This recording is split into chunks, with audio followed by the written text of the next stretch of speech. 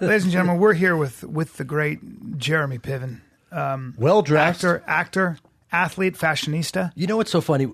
I don't know if this happens to you guys, but I had no time today, and I'll do anything for you guys. And by the way, I love the new digs. It's fantastic. Thanks, I'm so proud of you guys. Thank you. No, literally, I remember you, Brian, you and I doing your podcast in At my your place, place. with my mother in the background. Yes. I mean, you guys have come so far. It's insane. I remember that. Yeah. I remember that. I'm just Look happy good to be though, here. man. Yeah, I thank you. There's nothing premeditated about this look.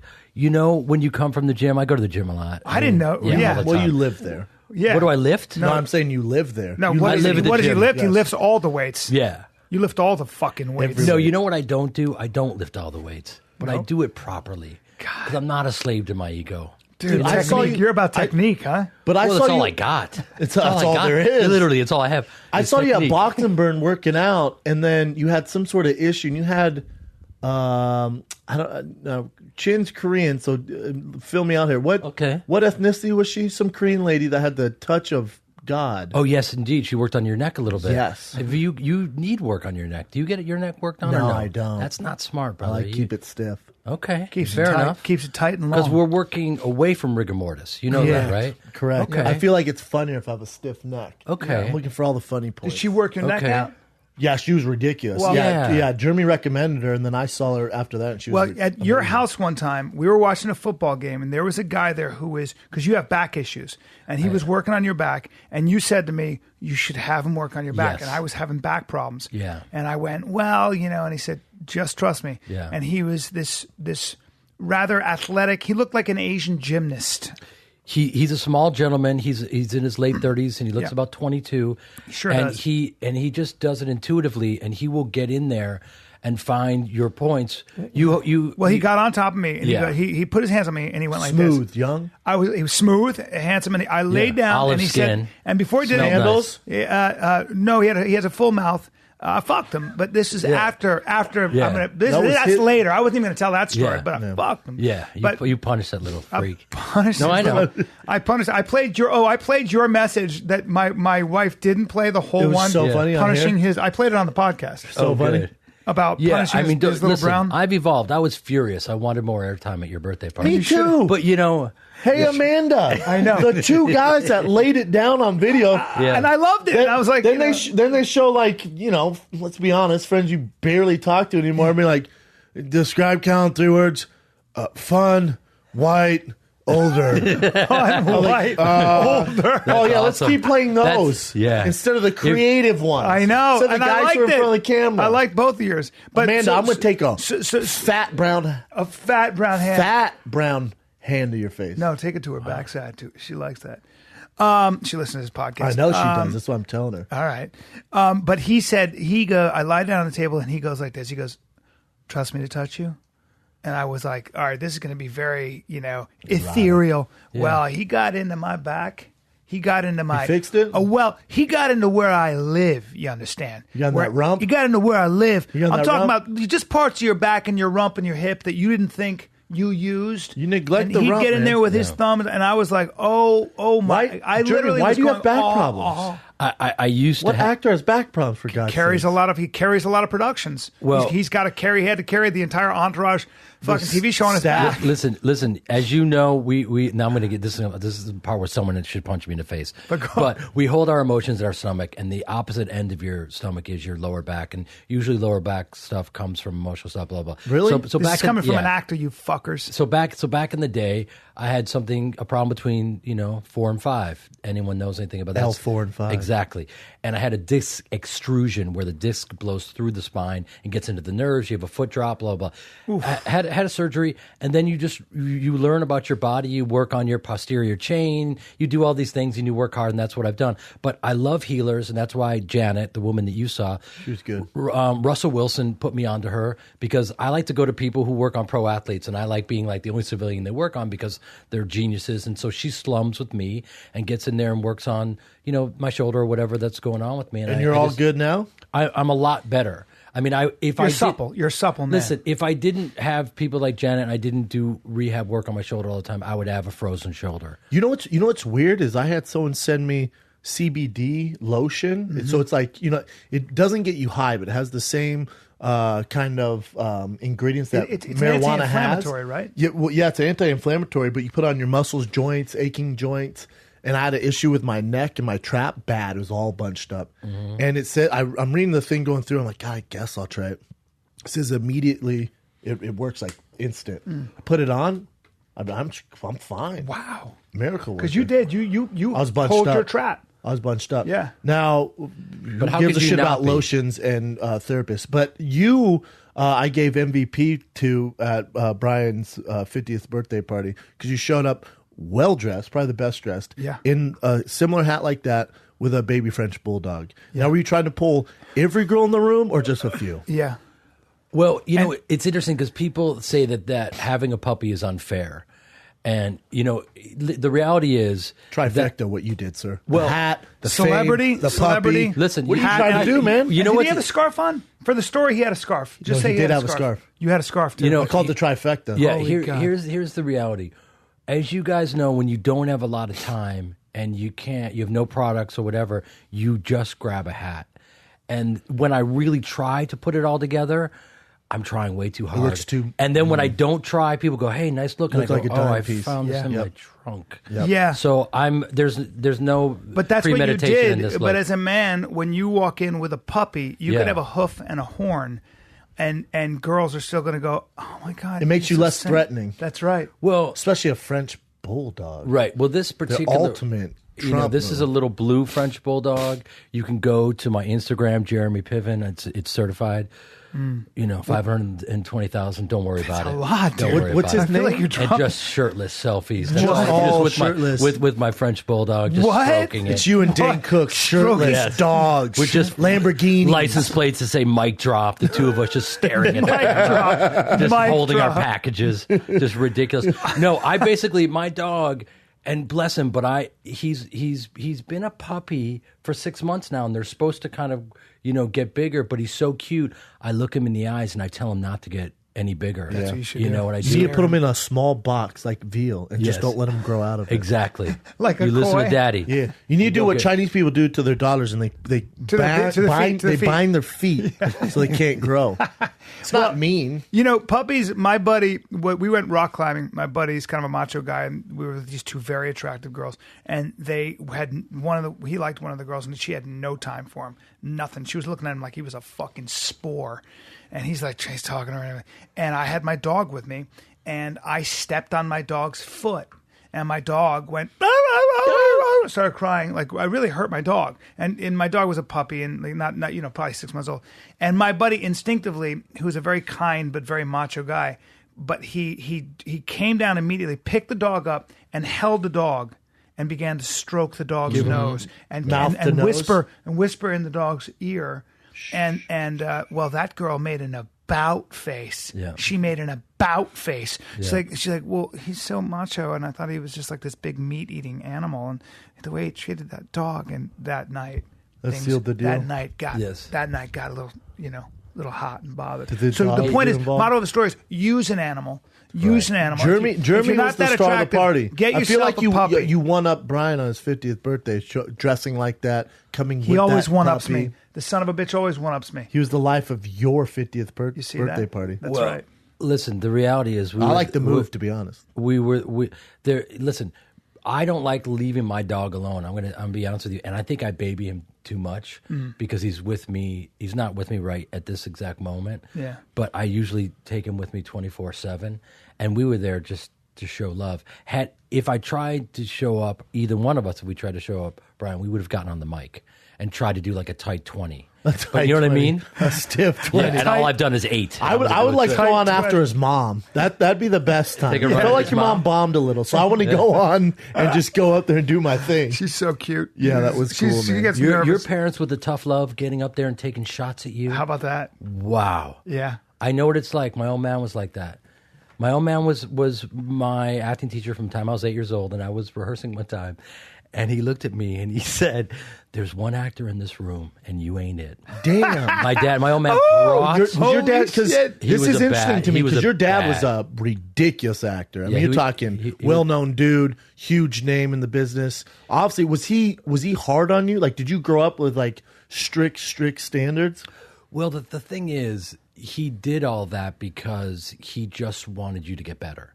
And he wanted you to progress with each rehearsal. You know, I felt like Allen Iverson. Practice? Y'all talking about practice? You're talking about practice, Dad. Get me in front of the crowd. Yeah, exactly. So, you know, and I'm always kind of slow moving in that process and try to you know, peak on opening night. And he, you know, had a totally different process.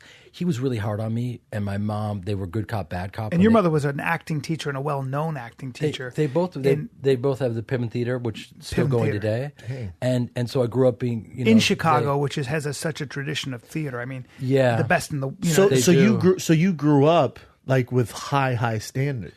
Yeah, I mean, you know, I didn't have any idea what I was doing. I mean, it was probably like any sport that you were doing from a kid. It's like, you know, I'm 8 years old. I'm on. It's literally. It's so funny you say game, because all we did was something called the games, theater games. Yep. You know, you're playing mirror and freeze tag, and you're improvising and having fun. So that's all theater was to me. I never thought of it as a means to an end. So I wasn't paranoid about like how am I getting better? Am I going to be famous? You never thought about being famous. What about when you're like 15, 16? When I was like, then it creeps in there like, all right, what's going on here? Well.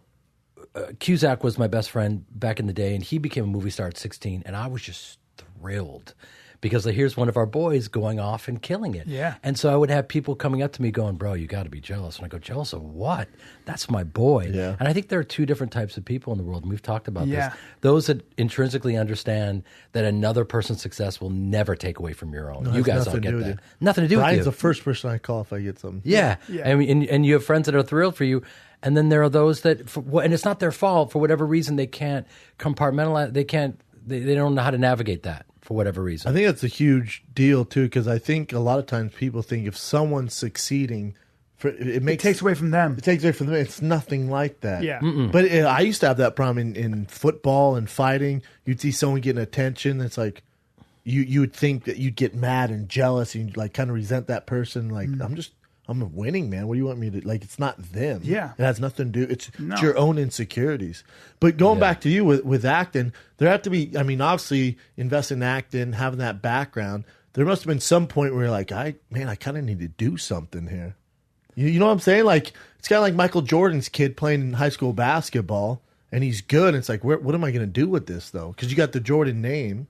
Well, you know, it's interesting because I lived in this bubble. So I growing up assumed, this is how dumb I was, I assumed that everyone had a family theater. And everyone grew up, you know, and then the literature that I was exposed to, I was doing Chekhov short stories and Kurt Vonnegut and stuff like that. And Shakespeare, right? Butchering it, by the way, but doing it. Yeah. And so I just thought, oh, everyone has this. Everyone's exposed to this. And then I got to college and I was like, oh, wait a minute. I had a very unique upbringing. I'm not like these guys. You know, you'd been on stage since you're making you were Shakespeare 8 years jokes old. And shit. On stage since you were 8. Well, you know, it's funny. What college did you go to? The first place I went to was Drake, and then I ended up at NYU, and along the way I went to. It's funny, no one's ever asked me that question. No? That's the thing about LA. I was in London for 4 years, and people, what university did you go to? But here, no one's ever asked me what school I ask people all the time. That's amazing. It's probably because college sports. So if someone talks about like, oh, so where'd you go? Right. As you know, I mean, for whatever weird reason my brain works, I remember all the schools and their mascots. And then Drake, of course. I'm trying to think. With the Drake relays, and I started off at Drake, and I ended up at NYU, and along the way I went to the National Theatre of Great Britain, studied Shakespeare and Eugene O'Neill Theatre Center and all that kind of stuff.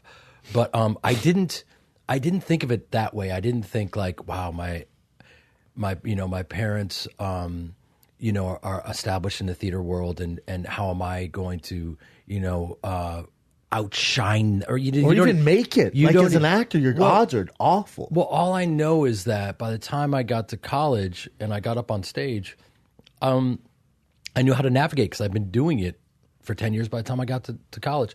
So I was doing Julius Caesar. I'll never forget. I was playing Mark Antony and I was on stage, and the guy playing Brutus. Just so you guys know, that's a Shakespeare play. and it was doing Shakespeare, and the guy playing Brutus forgot his lines and looked at me and went blank. And the one thing you can improvise is Shakespeare. And he just looked at me, and I'm looking at him going, brother, please. Because I would love to. Give me something, man. Yeah, you cannot improvise Shakespeare. Anything to work with. I'm going to get you. Mumble. Yes, a sound, a grunt. Something. Yes, and he just goes, vermin. He said vermin and walked off stage. And now I'm going, oh. So I'm dumb enough. He just said vermin. That's all I could come up with. Okay, He panicked and walked okay. off. Vermin. Okay, so I'm out. So I then started to improvise in iambic pentameter, which no one should ever attempt. And I was like, you all did see that Brutus hath left me, smacked me in the face with vermin, and just tried to kind of like piece together and then give, fill people in on what just happened, and somehow kind of navigated it and made it through. For the rest of the run, I just wrote vermin on his mirror in front of him where he was, because you just vermin. You have to. Bless his heart. But it's funny because I once I left school, I went back home and started a theater company called The New Criminals, and we did a bunch of plays and did like the original Fear and Loathing in Las Vegas on stage, which was insane. But I was living at home the first place after school, and we were doing Macbeth, another Shakespeare play, and my father was directing himself as Macbeth, Christ. Which is insane. My mom's playing Lady Macbeth, I'm playing Macduff, I'm living at home. And I said to my dad, I go, Dad, it's like a circus, a traveling family circus. But it's actually worse than that, because he picked the most cursed play in all. In the theater, you never say Macbeth. Yeah, that's why you call it the Scottish play. Scottish tragedy, because it's bad luck. You're cursed if you say really? The actual. Because the play is so cursed. Yeah. Wow. And so I said, Dad, are you a little nervous doing this play? It's quite an undertaking. You're going to direct yourself, which, by the way, no one's done. That's the humorous. And he goes, well, we're doing it as a post-nuclear Macbeth. I go, post-nuclear. So my father's got the Mad Max gear on and the helmet and the shoulder pads, and he's directing himself. And by the way, everything went wrong. Everything. The pipes burst. We're in Chicago. It's freezing. There's nothing. God. Then the set designer goes AWOL. Then Harry Lennox, who's now on the blacklist, is driving. His axle breaks. He goes over 4 lanes. Just kept happening. My mother had just had surgery on her throat, and she wasn't allowed to speak for a year, and then comes back. It was just insanity. Perfect storm. So the perfect storm. And so I'm waiting to make an entrance, and then I hear this kid in the front row, and he's kind of barking, and he's just kind of swearing underneath his breath. And I go, oh my God, that's right, I totally forgot. It's a matinee. We're performing for the Cove School for the Mentally Ill. Oh boy. And I was like, oh shit, this is going to get interesting. And my father. Hold on. Don't you fucking. I'm not laughing. All right. I thought he was going to say Tourette's. Okay. So here's the problem. My father, when you're doing a scene with him, if you literally go like that, he'll grab your hand and go, what are you doing? And I said, I had an itch. He goes, well, you wouldn't know you had an itch if you were present, if you were totally present in the scene. His whole thing is be totally present when you're working. And so this kid is swearing and barking, rusty cunt, bucket, faggot, fuckface, just probably don't have it in the front row. In the front row. And I'm just going, oh my God, I'm going to make an entrance. And it's like, when you see something falling and you just can't do anything, you're like, that's going to smash on the floor and that's not going to be good. And I'm just going, oh, my dad is this immense presence. And I hear him lift this kid out of the chair, because I hear the chair clanging, clink, clink, clink. I'm going, oh no, this is not going to end well. And we're performing it's like the whole stage was hardwood floor. And so I heard him literally slide this kid out of the theater like a bowling ball and through the doors, clank, clank, clank, and he's gone. And I kind of make my entrance. And then after the show, they come up to me and they go, Jeremy, you have to tell your dad that kid had Tourette's syndrome. And, this is the school for the mentally ill, and he should probably make an announcement. So I go over to my dad, and he's like, hey, great show, everyone. Great show. Really great work. Wonderful. Yeah, buddy, get it. It's like, Dad, the show's over. What? You don't have to warm up your voice. He's still warming up his voice. Theater actors do that. They go, buddy, get it. Yeah. And he's the kind of dude who would give people notes at the rap party. I'm like, Dad, the show is over. We don't. There's one more note when you came in to Dad's over. It's over, man. Over. Let's relax. He was an perfectionist. He was an artist, always through and through. So I told him basically that there was a Cove School for the Mentally Ill, and his face just fell. Oh, I bet. He's such a good guy. He gathered everyone back into the theater. apologized, wrote the kid in the school letters forever. It just killed him. Sweet man. He's a really, really great guy, but just what? But at the time, you're dealing with high pressure, trying to pull off this whole thing. It meant... Hey, and for sure, we should have smacked the teacher for placing the kid with in the front row. Oh, yeah, why in the is front there... row at a play. Right, why... It's not your dad's fault. James Earl Jones did that in there. The story goes, Jeffrey Tambor told me that he was doing a play, maybe The Great White Hope on Broadway, and they in New York they bring the city kids in there, and kids have never seen a play, and they start talking.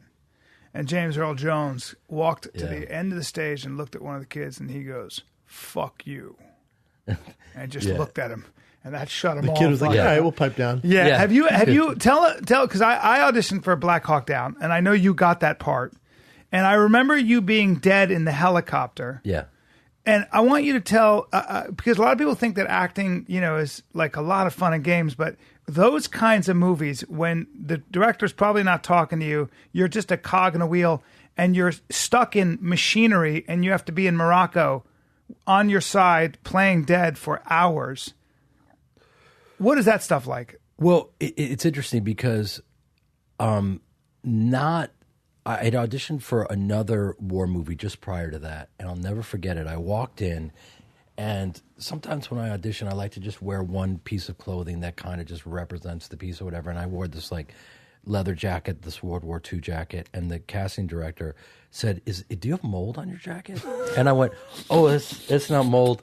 It's vintage, son. Yeah, it's a vintage, yeah." And she goes, "Okay, did I ever tell you about mold?" And I'm thinking, I don't need, this is not the right time for a mold lesson, right? I have my monologue memorized. Yeah, let's just kind of get into it. I'm a prisoner of war on a train, and I've got the entire monologue memorized. I can't hear about, let me tell you, they tent your house off. No, I know. And then my daughter was there. And what happens ultimately is, and she starts talking about mold. And I'm I know. Yeah. No mold. No more mold. Stop the mold. For the love of God, stop mold. And she keeps talking. And you start going around the bend. Time takes on a new meaning. Has it been 5 minutes? Has it been 4 years? You know what I mean? Your hands go numb. You fucking tap out. This won't shut up about mold. mold. Okay, Jeremy, how about that scene? Yes. Go. So I'm viciously mediocre. I don't get the part.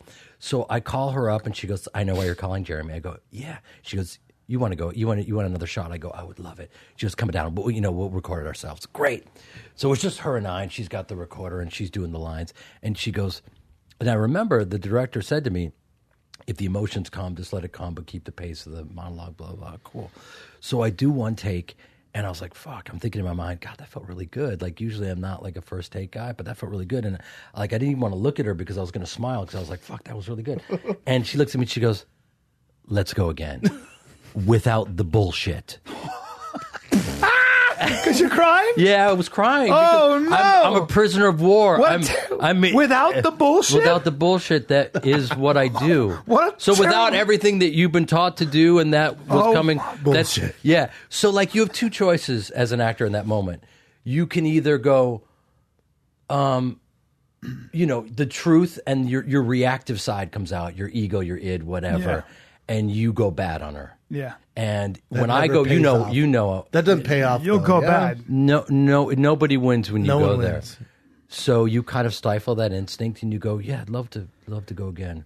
What do you think?" And she goes, "Let's just, please. No more bullshit."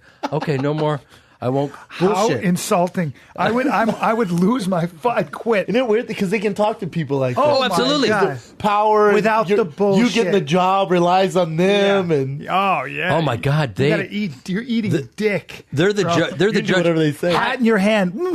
Anything I can get, please. Oh, please hire me. Oh, my God. Anything. But I call it dancing for Whitey. And then go in there and you dance for Whitey. And by the way, I didn't get the role. And it's all part of it, and you just kind of keep going, and that's the life of an actor. But did Did your dad do movies too?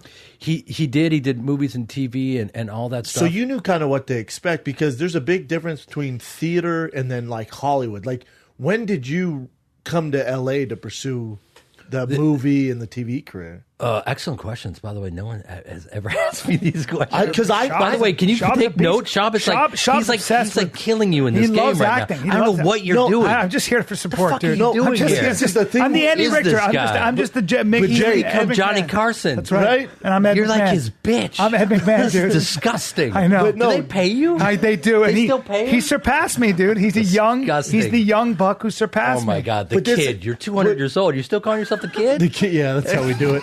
But Jay, this is Kid Rock, brother. You're 90. Because when we're at Kid Rock. Because when we're at dinner, like we're boys. So I'm like, hey Jeremy, how'd you get into acting? Because there's nothing worse for me if I'm with a friend that goes, hey man, how did you and Brian even start the Fighter and the Kid? I'm like, at dinner. You want to do this at dinner? Do we have to do this right now? Right. So for me, it's so interesting because whenever I talked to Brian about acting, I've had some auditions and I met with this acting coach, and I forget how you have your red belt in acting. That's right. You're a master at acting. Yes. That's your thing. You started you're like the Gracies. You started acting when you were in diapers. They started doing jiu-jitsu. Yeah. So when I roll with Henner or Huron, it's like they're from a different planet. And then when I forget, because we're boys, I forget all the shit you've done. I'll be watching a movie. I'm like, oh my God, that's Piven. I was watching of Smoking Aces. And I was like, what? Because I see you as my boy. We're in Malibu. We're playing grab ass. We're at Scopa, making dick jokes or whatever, Yeah. And I'm watching Smoking Ace. I'm like, what the fuck, man? And that's Carnahan's movie too. Yeah, I know. You know what I'm saying? You're literally a master of acting. Yes. So to me, it's interesting where you came from, how it got started. Obviously, I know about your family, and also how you navigate a character. When you, because I've heard from other people that a large part of the reason that Entourage got picked up was because of your character. I know I don't want to put that on you. No, his character, and this is knowledge that I didn't get from Jeremy. Correct me if I'm wrong.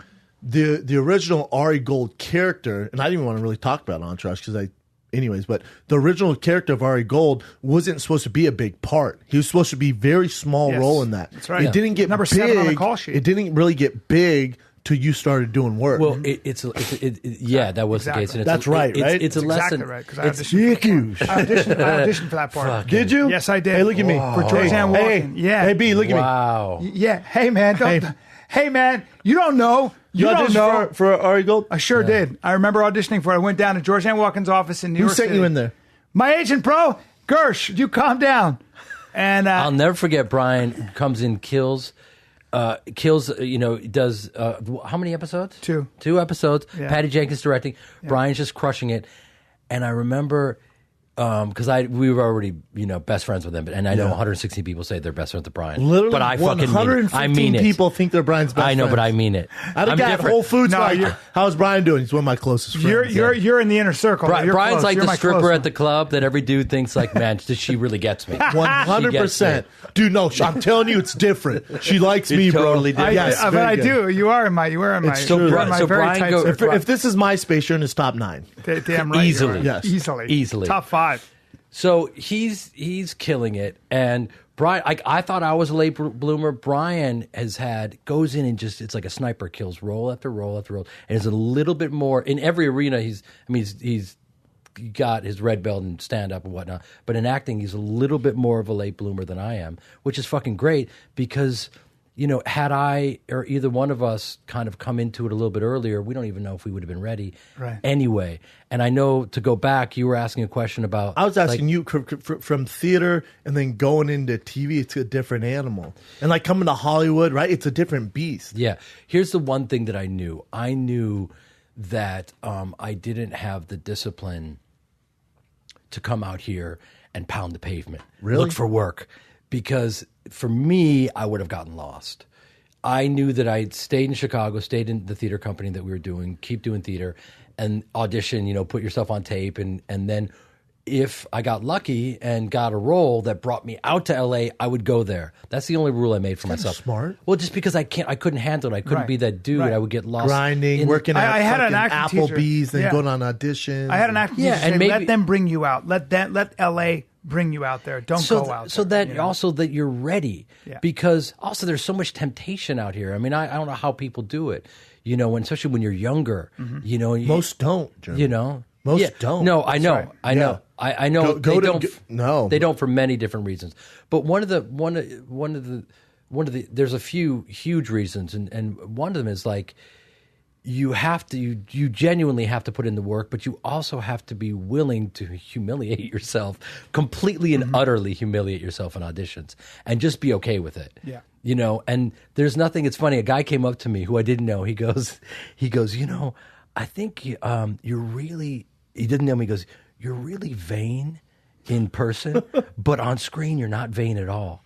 And I was like, thanks, man. I think. Thanks, man. brother. And he I just think- left. I think- And I was like, it was interesting because that guy doesn't know me. Right. So he's saying I'm vain, but he That's doesn't know me. It's a really That is interesting thing very to say. But let me ask you this: when like, you what the fuck does when that you mean? approach a role, like for example, and I was using Entourage, or I thought Old School was amazing, but what do you? How do you break down? How do you navigate? What's the first thing you do? You figure out what they wear, what their rhythm is. How does that thought process go? Well, it's interesting because we both were in Old School, which now we're old. Now we're just old. Goddamn right. That's just old. That's just old. It's old school. I thought that role that you played was so good, way, though. to promote the last season of Entourage, I reached out to Eminem and I said, let's get into a little Twitter battle, and I'm going to go off on you and you go off on me to promote the episode that he was in.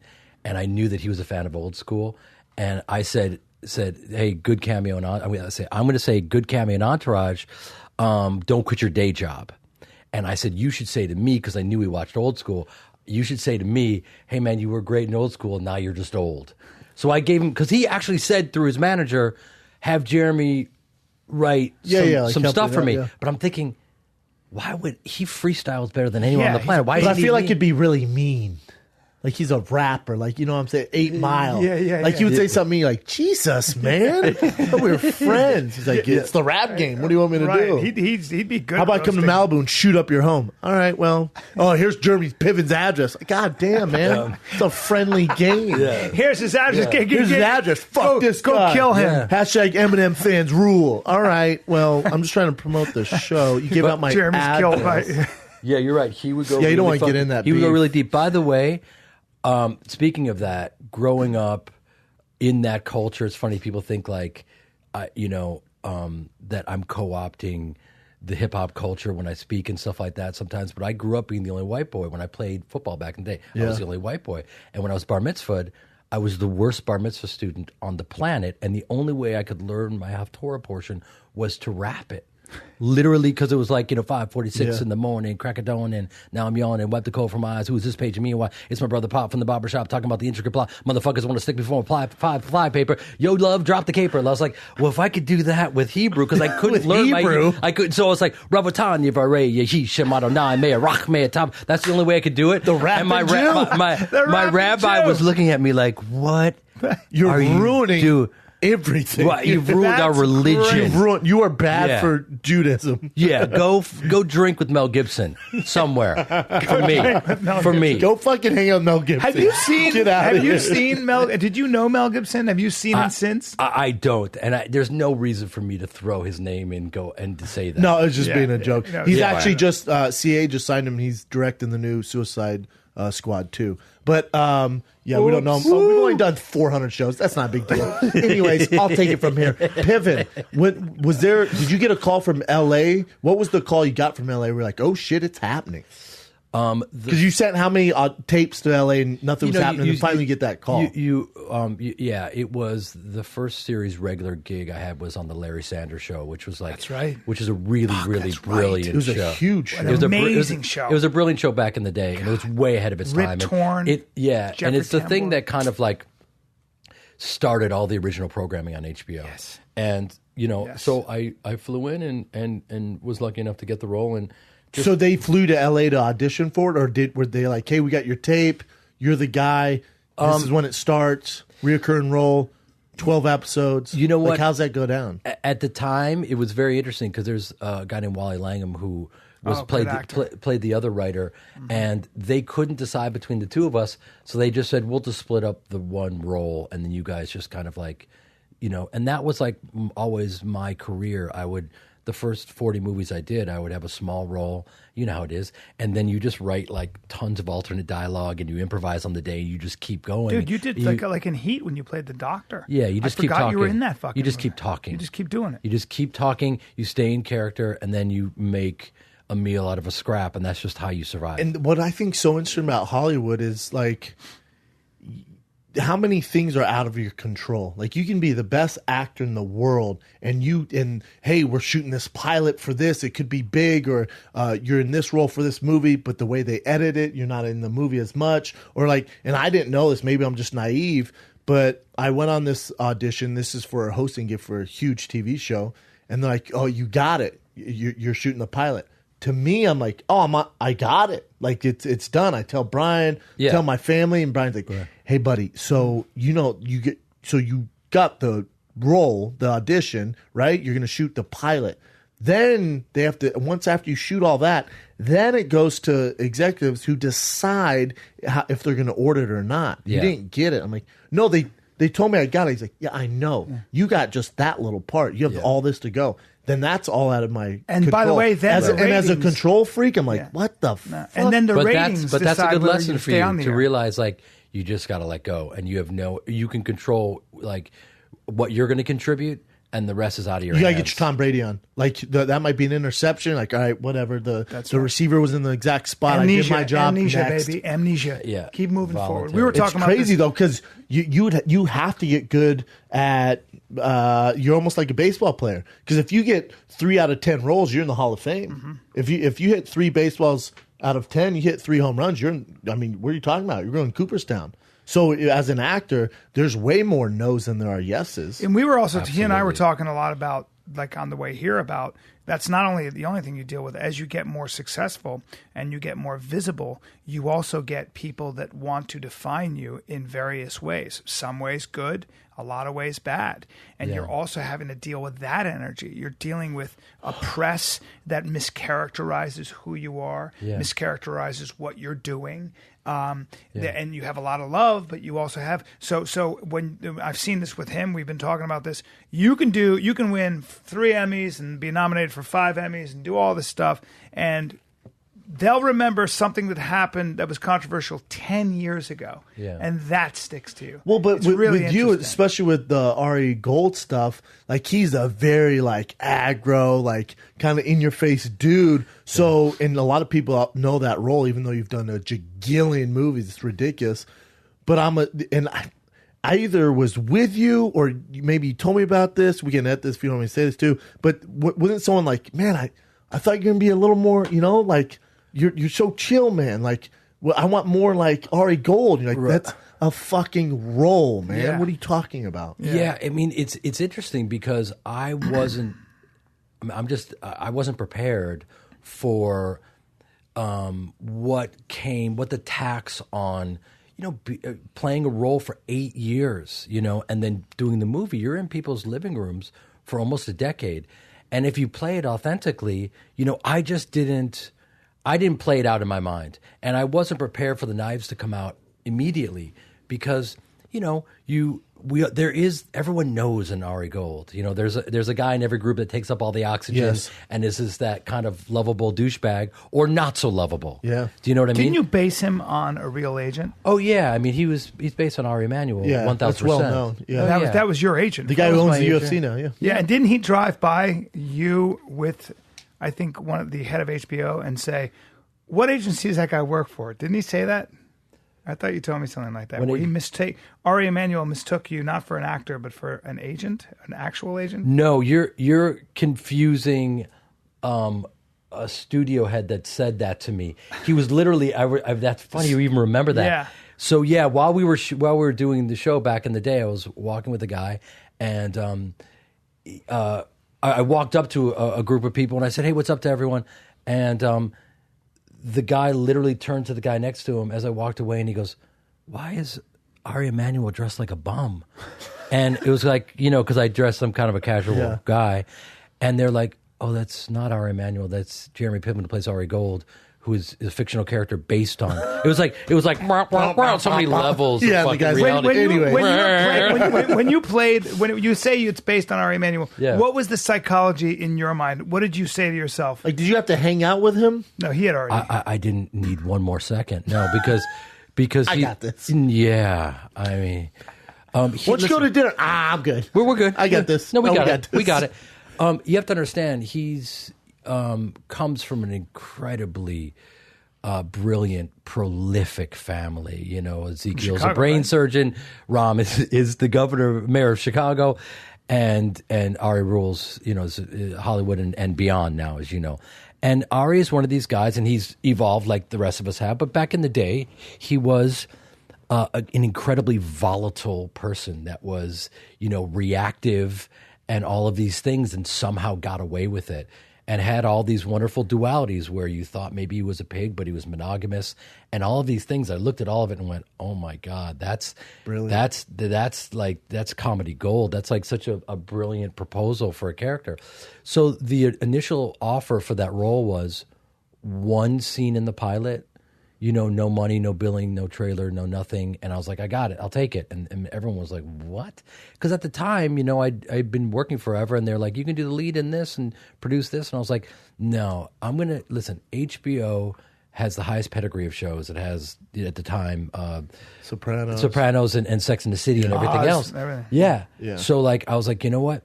People love the backstage life of Hollywood. They're fascinated by it. Yeah. And this thing is I think, you know, it's gonna be fascinating to watch, and I love this character. So I just kind of jumped in, and then it's your job, like anything else, to get in there and kind of flesh out the character, and that's kind of what happened. What do you mean by flesh out the character? Well, I mean, you just come over prepared, and you know, you just you play every character like it's the lead, even though it was the smallest character in the show. Right. You know, you give the character as much integrity as possible. He's got a point of view, and he has his fears and doubts and likes, and he's opinionated. So you think about that. You think about what is this character's like, what are his fears, what are his doubts? Everything. Yeah, everything that goes into it. And then also, if they don't yell cut, you just keep going. Keep going. You swing like it's the last 10 seconds of a round. Well, I think what's interesting too is during Entourage and the whole Ari Gold thing is maybe not at the exact time, but remember there was this negative connotation with TV when major movie stars or actors went to TV. It's kind of like, oh, because they can't make it in the movies. Now, and even that, I think that was kind of the start of it too, because Entourage was so big, Sopranos was so big, and then now, like what FX is doing, any series they put out, from that OJ thing to American Horror Story, their new thing with the Bette Midler story, they're just home runs. They can't miss. And so now it's like TV is like where everyone wants to be. It's the Renaissance. If you think about the True Detective, granted the second season was terrible, but the first season... Yeah, I mean, it's also a place where really great writers can go and work, and they know now it's like safe territory for them. I went to high school with a guy named D.V. DiVincentis who you know, won an Emmy for the OJ story. Ridiculously proud of that guy. God, that was so good. It was so well done. It was incredible, and you got Breaking Bad and everything else. But I'm such a dummy. Like, I have to admit it. I have the weirdest reference for pop culture. I've never seen an episode of Friends in my life, and people look at me like, "Go, what?" I've never seen a scene. You know what I mean? Like, I'm not. No, nothing. I'm like not even. I'm like un-American. Do you know what I mean? I actually have seen very few. I've never seen an episode of South Park or really The Simpsons. But South Park you watch that stuff, it's like genuinely funny. It's South Park's funny. I'm not super into cartoons. I just recently, and just because my girl watched it, I started watching Family Guy, which is so well done, and the jokes are ridiculous. Yeah. The writers on that are beasts. Yeah. Like there's a reason why it's successful. Right? Yeah, Seth MacFarlane. Yeah. So TV is the place to be right now. To your point, how you get these labels, and again, I don't mean to do it, but Matt LeBlanc, who's on Friends, he was kind of the moron friend on Friends. You know, he's kind of like the big doofus, and you don't know what's going on, but he's lovable. Right. Well, he's in this new sitcom where he's like a serious guy, or he was on the big show on BBC, the car show. You know what I'm talking about? Yes, Top Gear. Top Gear. He was like the host. I can't take him serious because I think of him for how long was Friends on. But I'm like, Why is the giant Great Dane of human beings TV talking to me about, Porsche 911s right now? Right. Like, why would you cast that guy? Yeah. He knows his shit. Like, he's actually a really good actor. And, like, now he's doing this, But I can only imagine what he goes through. Yeah. Yeah, you've got it. Right after Entourage, I went off for 4 years and did Mr. Selfridge. Now, I didn't know at the time that PBS goes and picks up shows and they don't have any money because it's public broadcasting funded by the people. I had no idea that they don't have any money for advertising. So I didn't know that particular journey. So Mr. Selfridge, that I was so incredibly proud of and did really well overseas. My brother should be the publicist for that show. Did he talk to you about it? He loves it. A little bit. Yeah. Yeah. He's not a serious guy, but you talk about Mr. Selfridge, he's like, and he doesn't know you that well. He's met you like once. He's like, Piven is great in Mr. Selfridge. I'm like, cool, man. Yeah, I'm in. Yeah. You don't have to sell me. Yeah. Well, He's like, it's the best TV I've ever seen. We do have to sell you. We had to sell my own country. And the reality is, it was a really interesting lesson. Like HBO, very few people promote as well as HBO, and it's such a huge variable. It's like you were saying, like you don't have control. That's one of the things I really learned to let go, because you can work your ass off. I produced the show. I felt really great about it. But the reality is, if you have a show that goes on the air and they have no money to advertise, people don't know it's on. How can you find it? I can't believe Netflix or HBO didn't pick that. Has it written all over. Yeah, I know. Netflix picked it up in every country, but Amazon outbid them in the United States. So Amazon Prime, that's really trying to make their name. That's still good. Amazon's on the come up for sure. Yes, they Not are. Netflix though. They are, but at the time they bought us, they were still, trying to, it wasn't necessarily a home for original programming and blah blah. So it was an interesting journey. So that's what I did. People are like, "What have you been doing since Entourage?" It's like, I've been grinding over there. And I just finished. I'm going to keep talking about myself because I'm here. That's why you're here. It's better than me and Brian talking about ourselves nonstop. We get bored of People are ourselves. like, all right. We get bored of ourselves. What else you got, brother? So you've been doing that? I just finished this movie with Jamie Foxx called All-Star Weekend. And by the way, the best time I've ever had in my entire life. Now, is he the most talented guy on planet Earth? He's amazing. You know what? He actually is. And it's shocking because he was directing the movie as well. And did I show you the image of him playing a white racist cop that pulls us over? No. Okay, Please show me. He goes so deep at one point, because I was a little scared. Like, you read it and go, I know Jamie can pull it off, but there's so many variables. Like, I've seen the Wayans brothers do it, and I've seen people do it, and it's like it's really hard, to switch over. He's so good. But no, I knew performance-wise he would kill it, and he did. And he physically... What's the premises of the show? He and I are tow truck operators out of Gary, Indiana. We don't have very much money. I'm a huge Steph Curry fan, to the point where it's obscene. I'm a man-child. I've got the comforter with Steph Curry's body up to my head when I sleep. I've got his fucking mouth guard from the 2016 playoffs next to me every moment that he's ever had, and he's a huge LeBron guy. I can't tell you too much because I was literally about to go into the entire plot. I have to stop. Are you guys roommates? Best friends? We're very good friends, but it's kind of a love-hate thing, because the reality is we're so into our guys that, like, it's about them. He's constantly teeing off on Steph, and I'm constantly teeing off on LeBron. And by the way, it's hard to continuously improvise going off on LeBron, because for either one of them, he's such a beast. I had to really go deep to think of how do LeBron's easier than Steph, though. Kind of like LeBron's hairline, like there's certain things. No. Brother, I've been follically challenged since I came out of the womb. I cannot take a shot at another man's hairline. Are you His kidding? hairline's so bad. Brother. I'm just saying, Steph Curry's, it's hard to make fun of him. There are certain things LeBron has done, like, I'm not supposed to be here, man. It's like, brother, you're 6'9", 260 with 8% body fat. You run like 4'3", 40. Where else are you supposed to be? Against all the odds, Against all the odds, man. I was ripping the rim down when I was 13. I can't believe I'm here. No, you got drafted when you were 11 by the Cleveland Cavaliers. You're one of the greatest players of all time. You're supposed to be here. You had a shoe deal in 8th grade. Yeah, stop saying that. Please stop. Against all odds. That's so hilarious. Is that what he says? Oh, yes. Come on. You had a documentary out about your high school experience. Oh my God. While he was in high school. Yeah. What are we talking about? And against all odds, son. But so the time of our lives, Jamie's one of these guys where he had shot the entire movie on his iPhone before we started filming. So like he was so well prepared, and yet he's also a guy who's willing to throw it all away and just improvise and be totally present in the moment. No ego. You know, when you made a reference for him in terms of like what his talent is, look, he's a great stand-up. He's a great actor, a great sketch comedian. He's a brilliant musician. Now he really can direct his ass off. There's like he's producing TV, but it just keeps going and going. Also a really fun, like you guys should, when we I've had never this heard thing come out. anything bad about the I've hung out guy. with We him have a the lot of best. mutual friends. Everyone's like, dude, he's like the best guy ever. Usually when someone's that guy. talented at something, there's usually something going on. You know what I'm saying? Like I've hung out with him twice with you. Yes, He's such a nice guy. him and Ray. such Are a you good guy. kidding me? And then you look at his stand up. He's a monster stand up. And he's going to get He had back. his own show. He's going to go back he's also into athletic comedy. Looking. He's also like good looking. That's athletic. racist, but yeah. He's a good looking, but he's athletic. Like he's muscular, naturally muscular. Bro, you have no idea. There's one. I shouldn't say too much, but there's one scene where he and I are playing 2-on-2 against the Game and Floyd Mayweather. And by the way, the real guys. Yeah, the real guys. And by the way, the Game is guarding me. Who's this size? The Game's a big guy. The and Game is a he's big got a dick dude. that's bigger than all. Oh, of no, us. I didn't go there. I didn't look at his power source. his I was dick- just, oh well, he posted on Instagram. I was trying to. The I don't game want to look. posts selfies like literally. Okay. He posted on. Oh, do you know that? Hashtag That's hashtag right. Halloween came early. Hashtag Turkey Day. Get you this gobbler. That's some of his hashtags. Hashtag don't be afraid of this dick. Okay, For real. you know what? Bless him.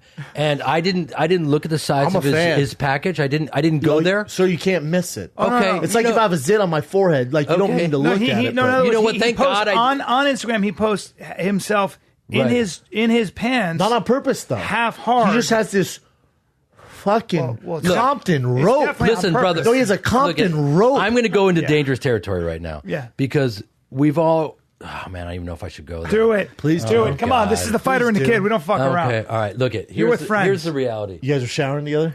I. Oh my God. Do this it. is so weird.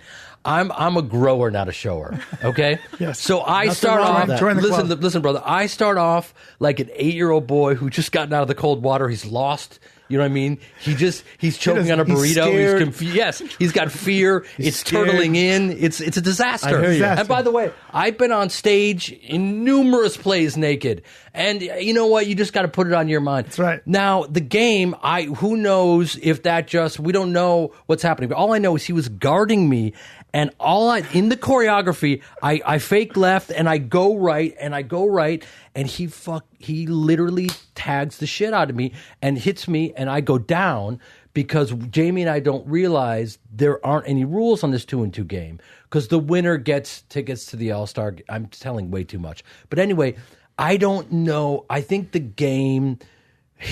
I looked in his eyes, and I swear to you, something switched, and he went dark. He went full street. He went Compton, bro. Dan? He was coming after me. You're lucky to And hit it was you like- with that Monterey eel. That Compton Monterey eel. He's got it was a freshwater eel hand roll, and I wasn't prepared for any of it. Eel It's a sandwich. brother, Moray, it was, Moray, Monterey too. No, there's Monterey eels too. Yeah, but why not? Monterey, so Moray. just so you know, it was one Compton of the eel. craziest, Compton longest days of my life. Because, talk about, I'm just thinking, brother, there's choreography here. He's coming after me. And he's Brendan's size. He's a big He's not 6'4", 240. I Let's think not he's get crazy. 6'4". Brother, He's not. Please, can you look up I the Game think right he now? is. Please you do, mind? Chin. Sure. He's No, not. I think he's very Brendan, tall. I swear to you, if he's 6'3", then I'll Really? give it to you. I'll give it to you. This If dude, he's 6'3", I'll be surprised. I'm I've heard he's 6'4" big. right there. he's 6'4". He's big. I've heard that swear from- to you, I've heard that from a guy I who worked swear with to him. you guys. He's a big guy. dude. Yeah. Have He's you an enormous seen? dude. And we don't need to go down this list very long. Have you seen the women he's been with? Oh, everybody. Everybody. He's taking out everybody. Name something. And by the way, he takes victory all laps. 3 Kardashians. Yep. Really? I mean, he just he puts it down. Oh, that Compton Eels. It's exhausted, It's exhausting. but it doesn't breathe that way. It breathes like this. His Compton Eel throws up gang signs. Oh, my God. I got to catch up on my fighter and the kid. You guys have gone blue. Yeah, we go. Yeah, yeah, oh, Well, yeah, where we- it's sad. Can I just... Bring us back. Bring us back. Let me just, Sorry, let me brother. just... So it's all good. When you bring up the game, I have to talk about his day. No, I heard that. I Well, he heard that, posts man. pictures. No, I heard you've that. never seen before. But it got weirder. So at a certain point, Jim, bring up a picture of the game. My God. And- His Instagram. Yeah. So Hashtag at scared a as certain point, so my point about Jamie is, Jamie comes up to me and we're trying to do some blocking where, he sets a pick and then I run over and I kind of push him out of the way. Jamie's another dude. We played quarterback in high school, and he's remained an athlete the entire time. When I say solid, I had to literally just move him out of the way. I was like, he was more solid than Floyd. Oh, I believe it. Do you know what I mean? Floyd's a tiny dude. I know he's tiny. Did you talk to Floyd about Conor at all or UFC? Yeah, he's retired. But there was a moment, but yeah, I'm sure if the price is right, they'll come back. Yeah. There was a moment where we had to just kind of freeze, and Mayweather is just right above me, and he's just, sweating on me because we're really going for it, right? And he just looks at me, and there's a pause in the action. He goes, I made $850 million. It was the weirdest non sequitur. I was like, yes, you did. I don't know what do you say to that? You certainly did, sir. You are correct. He just said that to you? Out of the blue. There wasn't like, hey, bro, how much have you made? It wasn't, I didn't tee him up. He just needed to let me know. And bless him, he's done very well. Maybe he for felt himself. like you were getting too much camera time. That's It was just like, you think you're big dog? 157 mil. I made $850 million. That's Jesus. He just it was one of the greatest non sequiturs I've ever heard in my life. And by the way, so like they're all trash talking, and Jamie's not, he was going at the game, and Floyd, by the way, because he can trash talk too, but they were getting really, really physical. So I knew my character and I knew where I was going, so I had to go a totally different direction. Yeah. So you're not going to try to alpha everybody. It's also not funny, though. Yeah. So you went complete, like, kind of shy, scared of the... I went to a different place where my character thinks he's an elite athlete. So I was doing these ridiculous wind sprints and also showing my flexibility and screaming at Floyd that my process has nothing to do with him, screaming at him. You know what I mean? So it was just like, it was mad. Was Floyd a good guy? He was great. Bring up that picture. He was great. And by the way, listen, Floyd's a great promoter and, one of the hardest working dudes out there and an elite athlete. And, we don't have to go into the he and Conor thing because, you guys are probably... I just covered it for the Big Brown Breakdown. Is it happening? I heard it wasn't happening. There's conflicting reports. So there's one report that says it's closer than ever to being done, and the Nevada Commission actually came out and was like, there's actually some big players, and there's actually legit big moves being done to make this happen, and a close friend of Conor's released to the Daily Irish Sun or some bullshit, whatever's out there, that the fight it's agreed upon between Conor and Floyd. It's just a third party they may get on board, aka the UFC. Mm-hmm. And then all that came out. Then Dana White tweeted to Brett Okamoto at ESPN saying there's no deal at all. And then Floyd came out on his Instagram, and he can't read or write, so someone released it for him that the deal's not in place yet, and that's true, by the way, and that the deal's not in place yet, and that if it does, we'll be the first to find out. And he told Conor, get your UFC people on board to get with my people. So I think the red tape is the UFC. Look, I'm going to throw in my 2 cents as a civilian, but I know that Floyd puts people in the matrix and no one can touch him. Yeah. I get that. But there's a couple of variables that are interesting. He is 40 years old. And there is an old saying. Every bit of it, too. Yeah, and there's an old saying, greatness grows old in the day. Now, when Joe Smith fought Bernard Hopkins, I watched, Joe Smith was literally had a job in construction. Mm-hmm. See my post? What's that? Did you see my post about him? I didn't. Is the week later he had his championship belt and he's at the construction site. Oh, full get up. Love it. I love it. Yeah. By the way, I watched him knock out the Polish Prince in Chicago because I was there visiting my mom. So you're aware of Joe Smith? Oh my God! So the kid's got very, very heavy hands. Bernard picked him. I know he did. God bless him. Who the fuck? Someone on his team needed to say, "Here's the deal." He goes for the strongest motherfuckers. No, but it doesn't make sense. No, it's not even about being strong. It doesn't make sense. Like a no-name monster who can eat a punch. You have no power. All he is a knockout artist. It doesn't make sense. But there are those that would say Joe Smith doesn't really have any skills. He may be kind of good someday or whatever. Here's the thing about a 40-year-old Floyd Mayweather. You can't touch him, and I get it. But the thing that Conor knows is that Floyd can't knock him out. Okay? Correct. So he's got a puncher's chance. Yes. All he needs is one good angle. And he gets in there, and Floyd is 40. Do you know what I mean? So that's why I think it's kind of exciting. But people forget, Floyd is 40 with terrible hands. Yes. Horrible hands. Right. Can barely make a fist. Right. His real. And by the way, talk about his physical therapist was on set that day. Oh my God. Hands this ice, woman, right? this woman, dime piece too. No, this woman. I said that too fast. She's that's fair. No, she's lovely. I know, but you know what I meant. Oh my God, she's lovely, but I mean, she puts her hands on you, and it's like, talk about intuition. She knows. She goes right in there and suddenly just disperses everything. Dang. So he does have a magician working on him at all, and she's on the clock. 24/7. So he's got the best. Have you ever seen him on the 24/7? He gets done and he falls asleep with the masseuse on his back with his hands in ice. Yeah, like his hands are so jacked up. Yeah, so jacked up. So don't you think? Real issue. Let's just because we just all want something that's competitive. Don't you think that it goes 12 rounds, but I think Conor loses. I've just never seen anybody beat Floyd, even great boxers, and I've just never seen anybody do anything to him. And I've never seen anybody hit him. That's fair, B. That's. I mean, that's the easy thing to say and the easy bet would be, Floyd destroys him. He doesn't get touched because one of the greatest of all time. But there's some variables to Jeremy's point, which I kind of harp on, where it's not going to be a traditional boxing match. Conor's not going to stand in front of him with his gloves up like Manny Pacquiao or anything like that. He's going to have angles. He's long. His stance is going to be different. His angles are different. Punches are different. Punches aren't going to come in bunches. That left hand is. I mean, our MMA guys can't figure it out, and they see him fight. And now you have boxing gloves on. He's also a lot bigger than Floyd.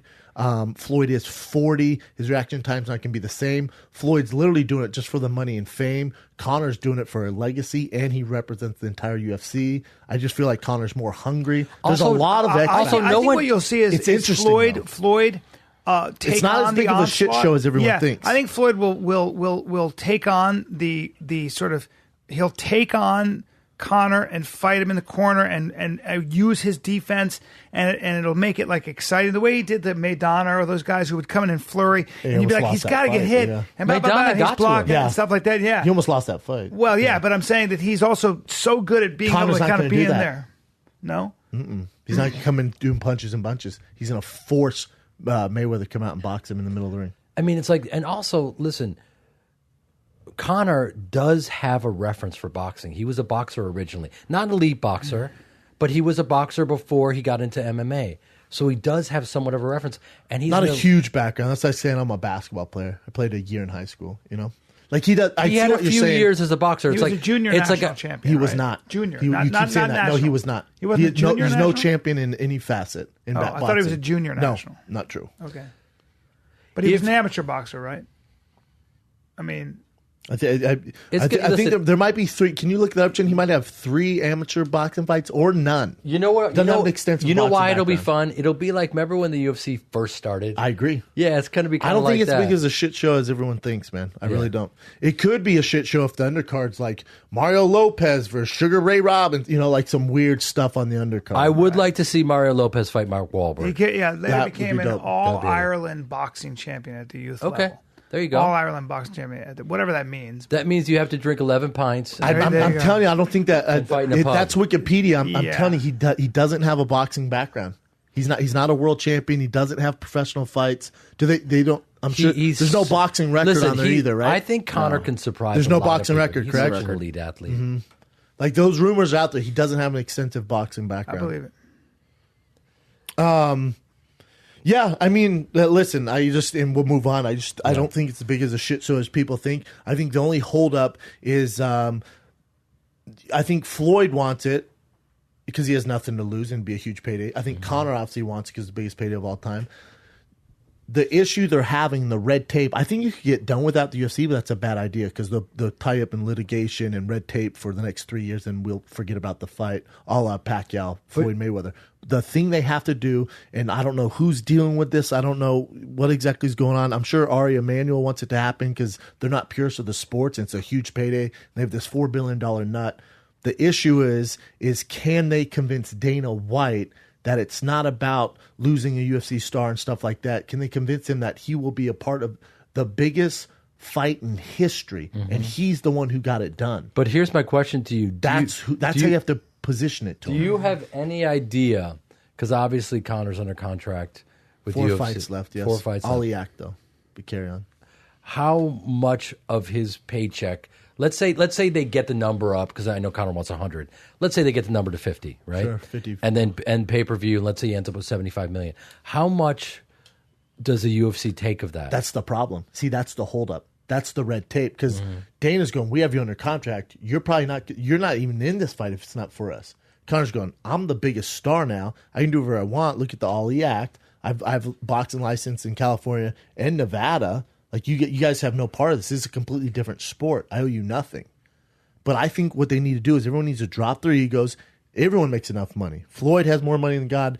Dana has more money than God. But the only problem with Floyd that no one's talking about is that, and I don't mean to be this guy, Please and it's do. public knowledge, very few people spend the way he does.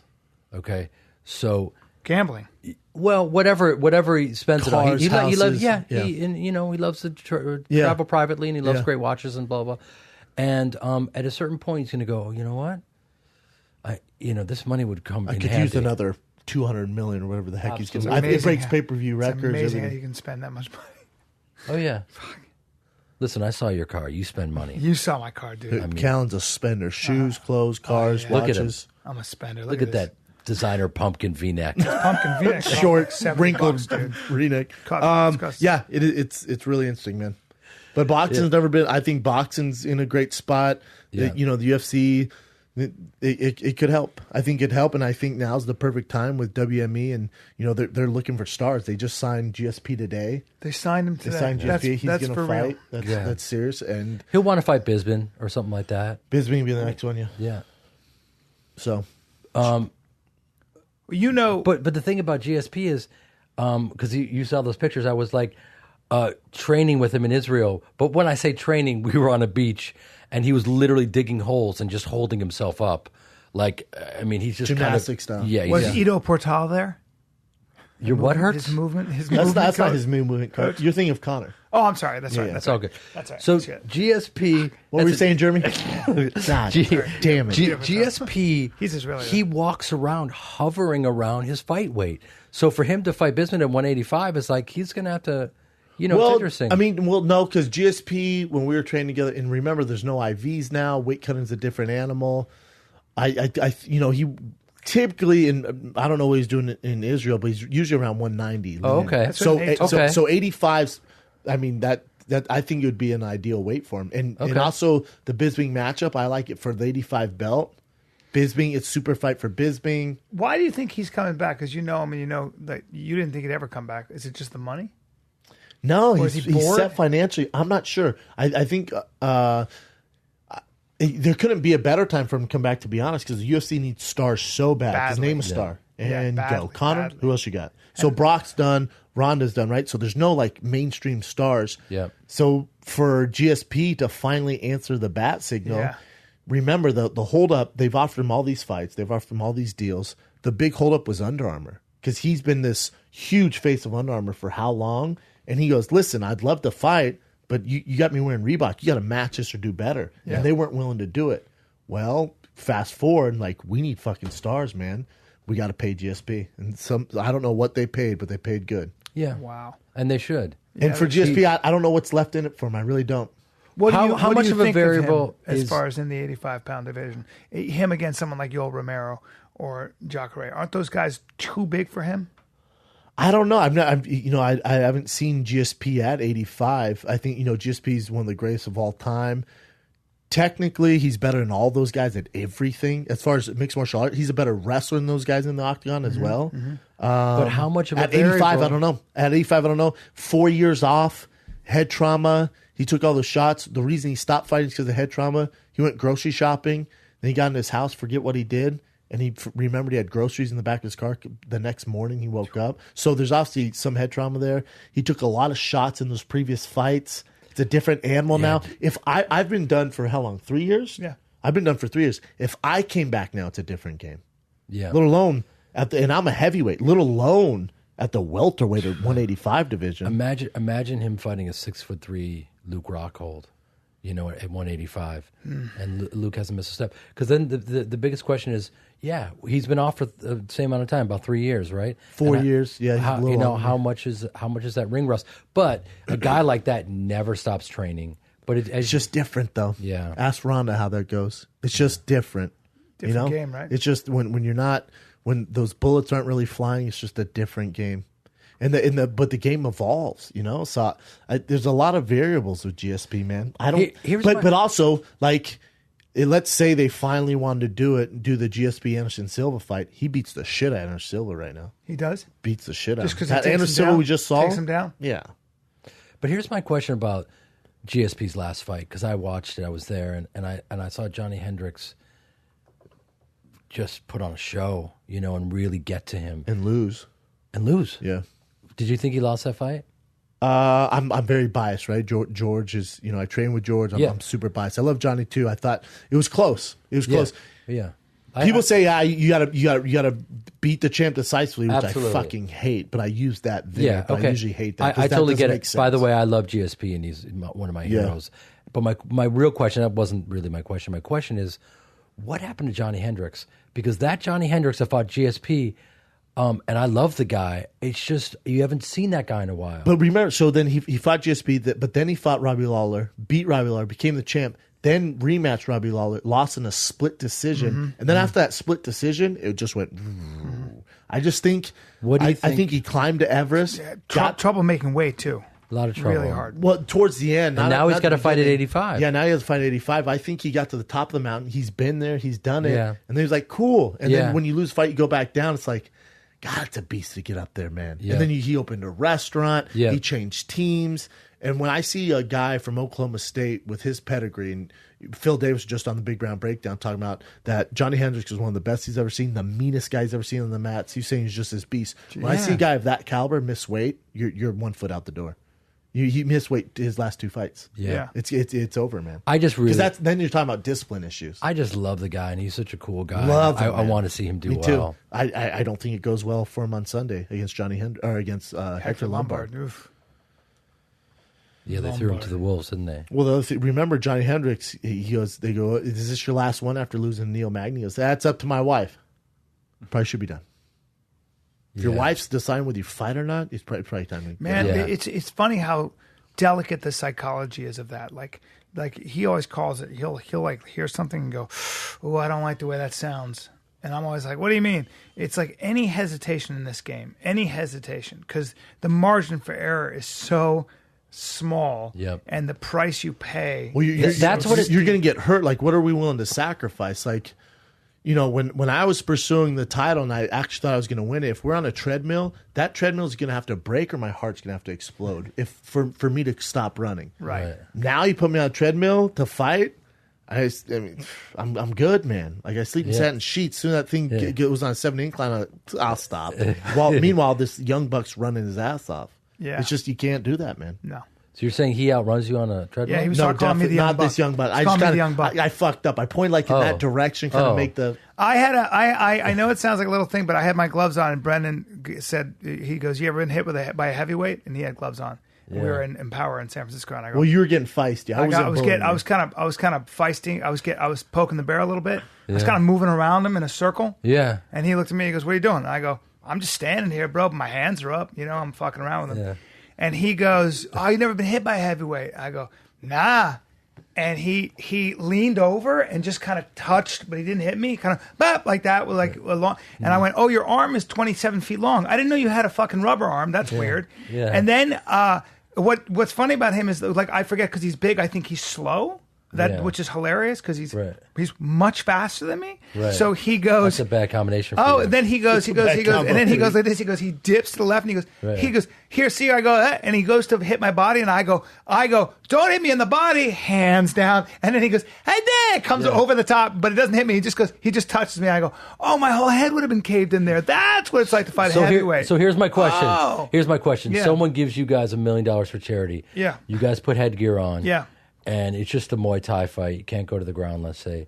Right. How long do you last Brendan. So let me answer. I'll the let question. Brian wheel kick me and knock me out for the charity. Yeah, Okay. that we It'd be could do. hilarious. That we could do. And by the way, I'm kicking. I'm back kicking. I'm keeping him at a distance. I'm Right. front kicking him. I'm push kicking Right. him. I'm And- using everything I know. But at what point does he grab your foot? Well, no. Well, here's the problem. Right. And I kick hard, but here's the problem. No, Did I tell you? So Frank and what's the boxer he trains with? Chris. Yeah, And Chris it was- Vineyard. I was hitting mitts, and Frank was feeling feisty up. Then he said something to me, and I was resting. I looked down and went, "What?" And Frank goes, "Hey, bro, anytime. I'm up here." I went, "Frank." Someone turned on the music. I went, "Frank, I will crawl up in that ring right now, and I will choke you and Chris out in less than a minute." They both just stared at me. I went, "I'm totally kidding, man. I love that. Totally kidding." I love that. Well, but it's also extremely true. So what I would do is I did kick that to him. Yeah. Olympic boxer and another trainer there. They're talking shit, and I went, "I bet you, even with my gloves on, I could tap both you guys out in under a minute." They go, "Fuck off." One guy's a professional boxer, one's an Olympic boxer. I went, "I bet you I could tap you out in under a minute." And they're like, and I said, "But you can't leave the ring. You have to stay in the ring. Don't be crazy." Yeah. And then, it was like And you just grabbed him. 40 seconds. And the Olympic boxer was a pretty big guy, right? I mean, the professional boxer was a big guy. Yeah. Wasn't he? Heavyweight. Yeah.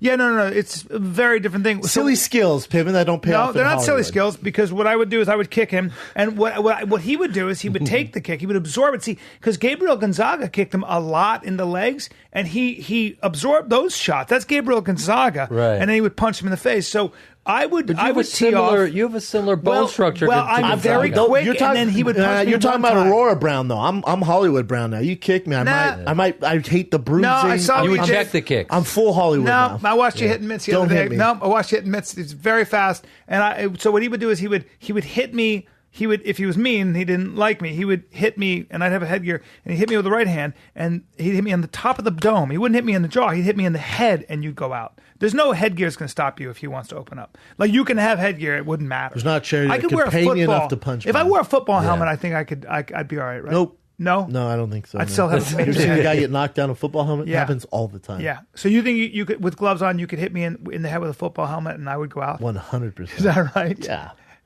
You'll figure But he would it out. also break his hand. I don't know, man. He's If I hit the front, if I hit the side like the air hole, you'd be all right. yeah. Can we Meaning just? you'll get I knocked know. out. Should By we the do way, some current events. But pull up that picture. What were you gonna I want say? Jeremy to see the picture of the game in yellow right there. Just take a look Okay. at this. No. Oh, that is. is that his situation? That's his real situation too. That's Yeah. talking about that And Compton Hill? he puts that up on Instagram, which is very strange to me. But That's it's not built like strange. a brick shit That's house. not strange. he's a very confident. Why wouldn't you do listen? He's that? a very confident man. If you look at his list of ladies he slept with, I mean, it's like everyone. Brendan sent me. Brendan, in the morning, I wake up in San Francisco. Oh, it's so hilarious. And I wake up, and he goes, and I just see him. I just see his crossed legs and just the beginning of his dick that seems to be semi-erect, and his balls. And he goes, "We're gonna tear the town up tonight, brother." Welcome and to San- I put, "Welcome to San Francisco." And I go, well, all right, but I'm not. What are you doing? And I get. He sends me the exact same picture again. He goes, "I'm gay, bro." And I go, it's early where I go, "Okay, I'm not." He goes, "Well, I am. So you're gay too now, and we're gonna tear the town up." Yeah. And then I'm like, "I don't know about this." And then he sends me the same picture again. I'm like, "You got to send me the picture. Stop doing this." I had to erase the pictures. I'm like, "Are you just your dick and your huge thighs?" And it's so aggressive. Hey, remember when I was laughing so remember fucking when hard. you were with Nick Jonas? Oh, and yeah. Brian sends a video of him and Nick talking shit about me, and I just put, "I love that guy." And Brian goes, "I'm gonna show him this." I go, "Do hashtag I'm gay." Remember that? Yeah. Nick Jonas was laughing. I love him so much. I'm gay. Yeah, you go. I'll suck your dick if you get him on our podcast. I'm gay. Hashtag I'm gay. We have to get Nick on the podcast, actually. Yeah. Anyways, let's go to current events, Chin. That got Sorry, weird. Jeremy. Sorry, That's man. all Sorry good. for that, buddy. No, it's all good. You're like all bunched up with us right now. No, I love it. Speaking I of- love the rabbit holes that you guys go down. Yeah. Speaking of bunched up, Jerry Sandusky's son Jeffrey arrested on child sex charges. All right. Now, was it a statutory? Was it like a girl who was 17? Let's get 16 is what I read. All right. Well, okay. And Here's a 15-year-old question. sister. Police accused him of soliciting naked photos from a then 16-year-old girl last year and seeking oral sex in 2013 from her 15-year-old Did he sister. know they were 15 or did he think they were 21? Oh, I don't know. All right. But like, do you guys think that 16 and 17-year-old girls that look 20, if a guy's into that, that's not the same as a guy who likes a 6-year-old girl? That's So Jerry Sandusky, this is his son? yeah, that's his son. Yeah, the apple doesn't fall is it his far from the stepson tree. or is it son? I think it's stepson. So right? so they're saying that he's going to prison for 16, 17-year-old girls? No, he's going for a lot of things. There's a number. I think there's of, 10 cases, right? Yeah, he's done a lot of shit. So With kids when you or have just- 10 cases against you, there's Ah, something going fuck, on. man. Oh, wait. Jerry Sandusky adopted. He Oh, adopted. he's adopted Jeffrey Sandusky. And 5 other Jerry children. and Jeffrey, get more white, is serving a lengthy prison sentence for 6 with 10 boys. Jeffrey has not made. All right. Do we know how many boys? So is it little boys? Little girls. I didn't know it was adoptive. Well, it 'Cause I looks thought it like was gonna Jerry. be like There's something in the allegation that family. Jerry Sandusky sexually abused Jeffrey Sandusky, who is this That guy now, makes sense. who he adopted. That- He that- adopted that- 5 other that kids. definitely Of course happened. it did. Why do you think he adopted those kids? He was a predator and a scumbag. Ugh. So how does Sandusky, I don't even know how to say his name right Sandusky, now. yeah. Sandusky. How does he survive in prison? With They every- put him in have to separate keep them prison, separate. yeah. They can't put him with general population because someone would kill him right away. Yeah. Yeah, they put him in. They still try to get to him, though. Yep, I bet. Any little bit of window that they can get to him, he'll be dead. Yeah, I bet he dies in prison. But they put him Hopefully, in. They and put them painfully. now in a. There's a prison in Arizona just for sexual. They make him wear predators. pink. Yeah, it's bad. They make him wear different colors so they stick out. Yeah, I wouldn't mind. I don't know what prison Sandusky's in. Rockview State Prison near Penn State. If just the homies just ran a murder train on him. You know Yeah. what I'm saying? A murder train. a murder. Yeah. On that note, I was at the gym, and I think I might have told you this story. I'm rowing because I like to row. Yeah, no, you're. I row like a fucking I'm Hebrew a rower slave. myself. like a Hebrew I slave. row like a Hebrew slave. I literally, and we talked about this. I pay my trainer to wear an Egyptian mask and whip me. And I I pay like extra. it. Just rowing. Yeah. I dig in, and there's this machine. I don't know if you've seen this. It makes no sense, and it just stretches you out. It literally, you just take the foot, and you just. It's pretty good By the flexibility, way, by the way. it just does this. Oh, you're talking about the Pilates thing? Yeah, well, the guy, and he's staring at me like this. He's just staring at me. he's trying to fuck. And by the way, I can see the year he was circumcised. He's wearing some sort of peach-colored dental floss and staring at me, and he's showing me his buffet of possibilities. Thank Wow, you. wow. And so I'm just rowing, and I'm sweating, and I don't know what he wants from me. And it's You know. It's an interesting moment, so I just said, thank you. Thank you, sir. Did you? That was For it. passing the time. Thank You you. said thank you. Thank you. Also, let's talk for a second about guys that approach women while if you see a Oh, woman at a bad gym move. and they've got their headphones on. Both don't- headphones? Both headphones. Don't do it. Don't give 'em They got a advice. hat on. Don't do anything. Don't approach them because they got to take this off and they're going to go, know. what? What? Yeah. And there's nothing you could say. Same thing for guys. Like if you see a guy that for whatever reason he's a football player, celebrity, whatever, and you see him with 2 headphones in, I wouldn't approach him. There's a reason he has 2 headphones in. 100%. Yeah. Yeah. So, but I witnessed this. So this guy, she pulled it out and she goes, what? And he goes, are you a model? And she goes, no. And he goes, really? Because I'm and he goes, I'm a photographer. And he goes, I could totally shoot you. Great. Shoot yourself in the cock. Yeah, How about great. that? Come Shoot yourself on. in the fucking Jesus cock. Christ. So that's like a Well, you got a lot of. I remember when we were at the Playboy Mansion and girls were trying to grab you, and you were. I don't like literally- where this is going. No, no, no. I really don't. No, no, These no. are It's personal the worst sentence I've stories. ever heard in my life. I deny everything. No, hold on. We went there as boys In 'cause the- there was in a the party- 70s? In the 70s, Yeah. we were Okay. invited to it, but that's actually not the point I'm getting to. I remember the amount of attention that you were literally like. You were like. These fucking freaks, these pros are like, I want to come over here. Oh, I feel and finally, terrible and Jeremy's for like, you. yeah, okay. How do and you finally he deal goes, with it? and finally he was being touched. He goes, I don't remember not being touched. I don't remember not being touched. Everybody's trying to touch him. You just couldn't take it because you were actually getting pawed at by guys and girls.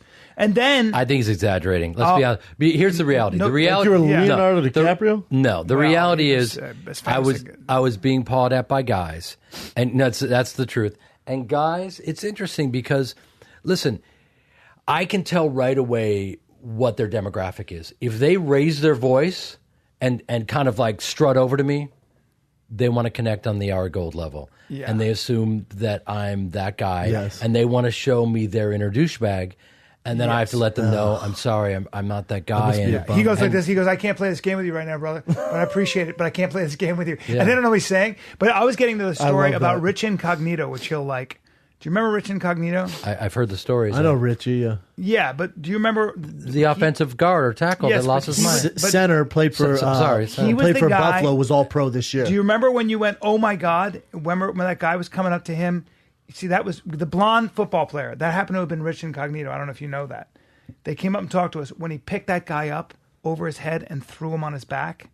Do you not remember this? No. Did Brian fantasize That's to so make funny. this up, Jeremy? Do you remember you went, oh my God. Oh, yes, that's right. That was Richie Incognito. Oh, my God, The guy okay. kept Aggressive coming up to dude. Richie. No, I The remember guy you told had me a the story. tank top and tight jeans Oh, on. my God. And he kept That's coming right. up to Richie. And I was going, looking over, going, that Richie's Richie an Incognito, animal. he's a blonde silverback. He's a blonde silverback gorilla. To the fullest. Dude, he Hell of a football player. Hell of a football player.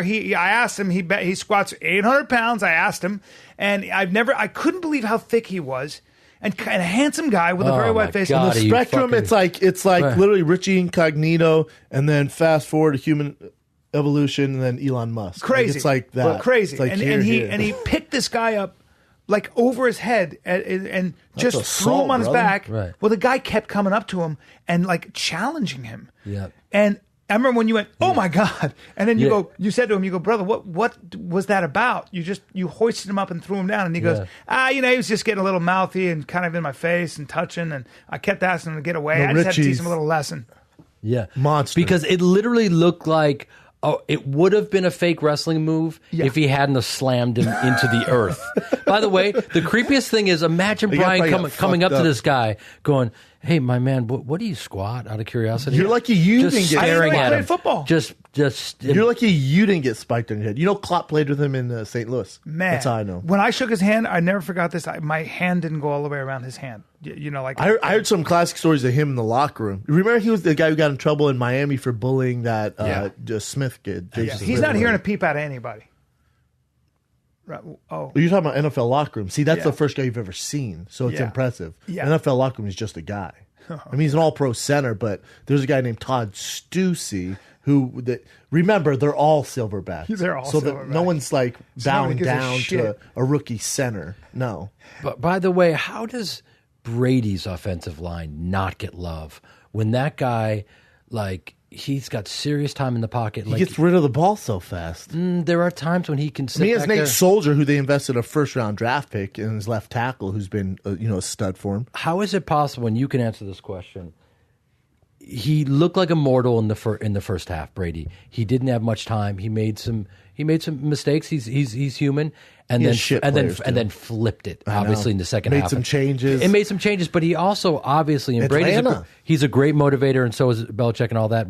So they had to talk with their offensive line. The offensive line it was like a different line in that second half. I think it was a different line, but I also think in Atlanta pulled off the gas. Like they're or like, did they empty their gas tank a little bit? I don't in even that think first they half? emptied the gas. I think they got comfortable. They stopped doing kept what passing. I think They were they stopped doing what got them to the party. Although passing did get them the party. Remember those huge runs was what opened the passing up. They stopped running. Yeah. The defense stopped blitzing. But They went to here's this weird another one of my man coverage. Monday morning quarterback questions. But if you're Atlanta, don't you throw 3 out of 5 passes to Julio Jones, even if he's double covered? I know. Because look what they did. Like, I mean, when he would throw the ball anywhere in the vicinity, He's going to pull it down. best receiver in football. Yeah. Complete freak. Again, that's Kyle Shanahan. He's a complete That's- freak, but I have to say, I'm most impressed with Julian Edelman, who's my size and who's somehow competing on the just an highest animal. level. Yeah, How animal. is that possible? Animal. It's just like, I mean, it's Tom Brady throwing it, but yeah, I hear you. you saw that catch. Name a white guy who's not good that Tom Brady throws to. Go. Name one white guy he's never made good in the slot. Wes Welker, Yeah, you're right. Amendola. I mean, they're all. I mean, don't get me wrong. Edelman's a monster, and he's a very Andy talented Dick. dude. Remember when Andy Dick played? Remember when Andy Dick played? He could. Oh, He could. He did a nice job. If you can be the token fast, tough white guy for New England, you're going Pro Bowl, maybe the Hall of Fame. You're winning Super Bowls. Yeah. Just be the tough white guy who's reliable. I also think when you're in a team like that with that kind of excellence and that kind of a legacy, you as an athlete, the amount of pressure to perform at your very best and to train at your very best and to be focused is got to be so overwhelming in a good way. Like that's professional sports at every level. Like when you're a part of that legacy, you're not going to. I would imagine you're not going to drop that ball. You're going to die before you. You're not going to have ball. a job. That's every NFL receiver ever. You're not going to have a job. Sure, but I feel like when you're part of a legacy like that, you either choke or it brings out the very best. Well, you're not going to make the team. Well, I remember sitting watching that game, and someone said to me, "It's not possible that they can come back and win this game." And the thing you have to remember about Brady is he's been to the Big Show 7 times. And that's a huge variable when you're talking about Matty Ice and those guys who are brilliant, and that's their first time. It's Matty Ice's first time there, first time ever, MVP. So for Brady to win that game, he has to literally score every time they get the ball. Yep. Every time they. But the thing about Brady is he's done that before. He actually has a reference for that. He's pulled that off. So he not that big of a deficit, but 28 points. He knows that he locks in. He's got it. He has a reference for it. Yeah, they're never out. Like his team never like, God, it's over. They never with Tom Brady as your quarterback. And then you just got to wonder because as an athlete, when you just begin to get in your own way and start having those thoughts of like, is this gonna? If you're on Atlanta, going, is this really happening? Yeah. Then and then all of a sudden you're a little bit slow in the NFL off that game line. Over. It was crazy to watch that. I've never seen anything like that. What's crazier for you, being from Chicago and seeing the Cubs win a World Series? Did you think it would happen before you died? We every year you hope. And by the way, do you think you'd chalk that one up to Bill Murray? What's interesting about the Cubs is that listen, win or lose, you have to understand that the Wrigley Field is packed, and those guys have been there rooting for those guys. It's not like I feel like the Bears, like Chicago Bears, it's not the same. Like there's not the same. There's love for the Bears, but not like the Cubbies. Like the Cubs are such a big deal. Yeah, they're such a big. Like it's the passion of the city. The only bummer for me was we were filming nights on All-Star Weekend, and so I couldn't go to any games. And the night you didn't go to any games? I couldn't go to any games. We were filming every night. Hey, Jamie Foxx is taking 9 off. The Cubs are in the World Series. It might never happen again. 8 years? You can't when you're shooting. Hey, Brendan, I know you're in. You're in camp, and you're Jeremy Piven. No, you can't. The Cubs are in the World Series. Listen, you got priorities. And I remember the night they won, we were filming all night outside, and that game lasted forever. And they had that rain delay, and we wrapped, and I got to watch the last inning on the street at Rock and Riley's. First World Series I watched all the way through from game one to the brilliant, amazing drama. I mean, it was just absolutely incredible, and it just makes sense that they had to earn it like that. Oh, you know what I mean?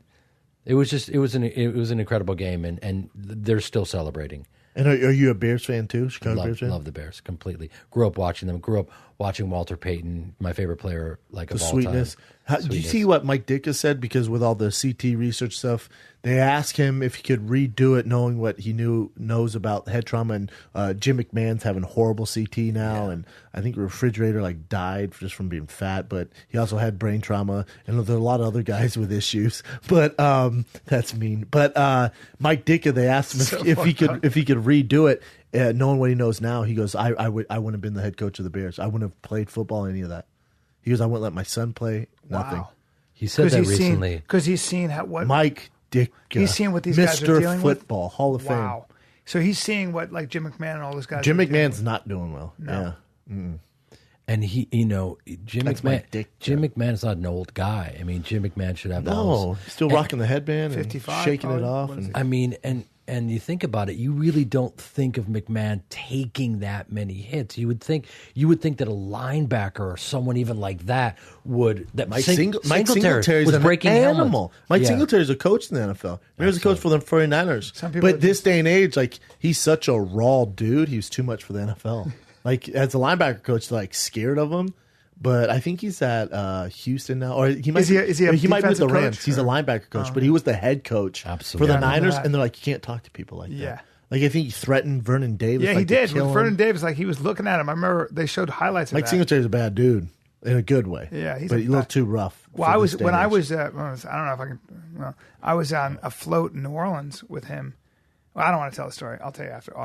No, please don't, because he's one of my heroes. I love him. No, it wasn't a bad. It wasn't a bad thing. I mean, he literally. We're talking about head trauma. No one broke more helmets at Baylor than that guy. Yeah, I feel like he doesn't have any issues besides just. I think he's always been batshit crazy. It's not the CTE. Yeah, it's he's just a warrior. He's aggressive as fuck. Best bear of all time, though. I don't think it's Peyton. I don't think it's Michael Singletary, and they've had their greats.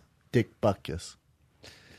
Yeah. Sit this round out. I worked with him. I spent a week with Dick. Yeah, I know, but what was interesting about Dick Butkus. I wore a Dick Butkus jersey. But there's a caveat to that. The caveat. You guys selling George Foreman grills at the beach isn't the same as what we're talking about. No, go ahead. No, I had a George Foreman. No, there's a caveat to Dick Butkus though, because I spent a week with him, and I remember looking at him, and I couldn't get over how giant he was. Yeah. And I said, "How much did you weigh when you played?" And he said, 260, 270, more.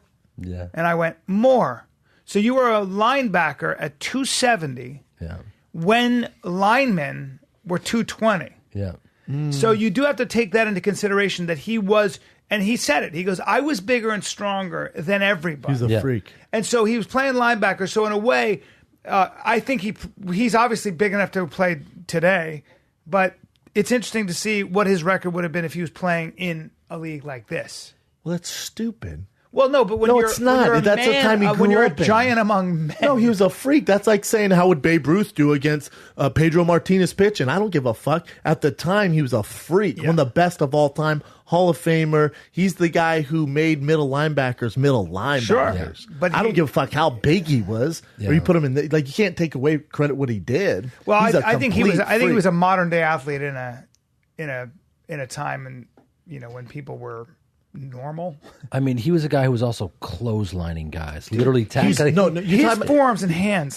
See, I don't think he's that big of a physical freak. Like, he wasn't the fastest guy. He wasn't the biggest guy. He was mean. Yeah, he was the meanest guy. But he was the smartest big, guy. Yeah, but he wasn't like lightning fast. He wasn't this freak athlete. Right. He was mean as fuck and wanted to win at all cost. It's fucking Dick Butkus. Yeah, I mean, he's icon all time, but he's your best player. On the other end of the spectrum, you have a guy like Walter Payton, who was listed at 5'10" and a half, really was about, because I've met the guy, it's really about 5'9", 205, no body fat, and would literally, I asked him one time, I go, what was the hardest hit you ever took? And he goes, I don't remember the hardest hit, but it's exactly what he said to me. He goes, I remember stiff arming a guy and getting underneath his pads and grabbing a hold of him to throw him away. It's what he said to me, I swear to God. And I could feel his heart beating in my hand. Dang. He grabbed the guy so hard, he was feeling his heartbeat as he threw the dude off. Christ. And if you watch, you watch his videos, oh my God, he would lower his head and he would smash into people. So the next time you're like, I don't know if I'm going to, then he would shake you. Next one, he'd shake you. 275 yards in a game.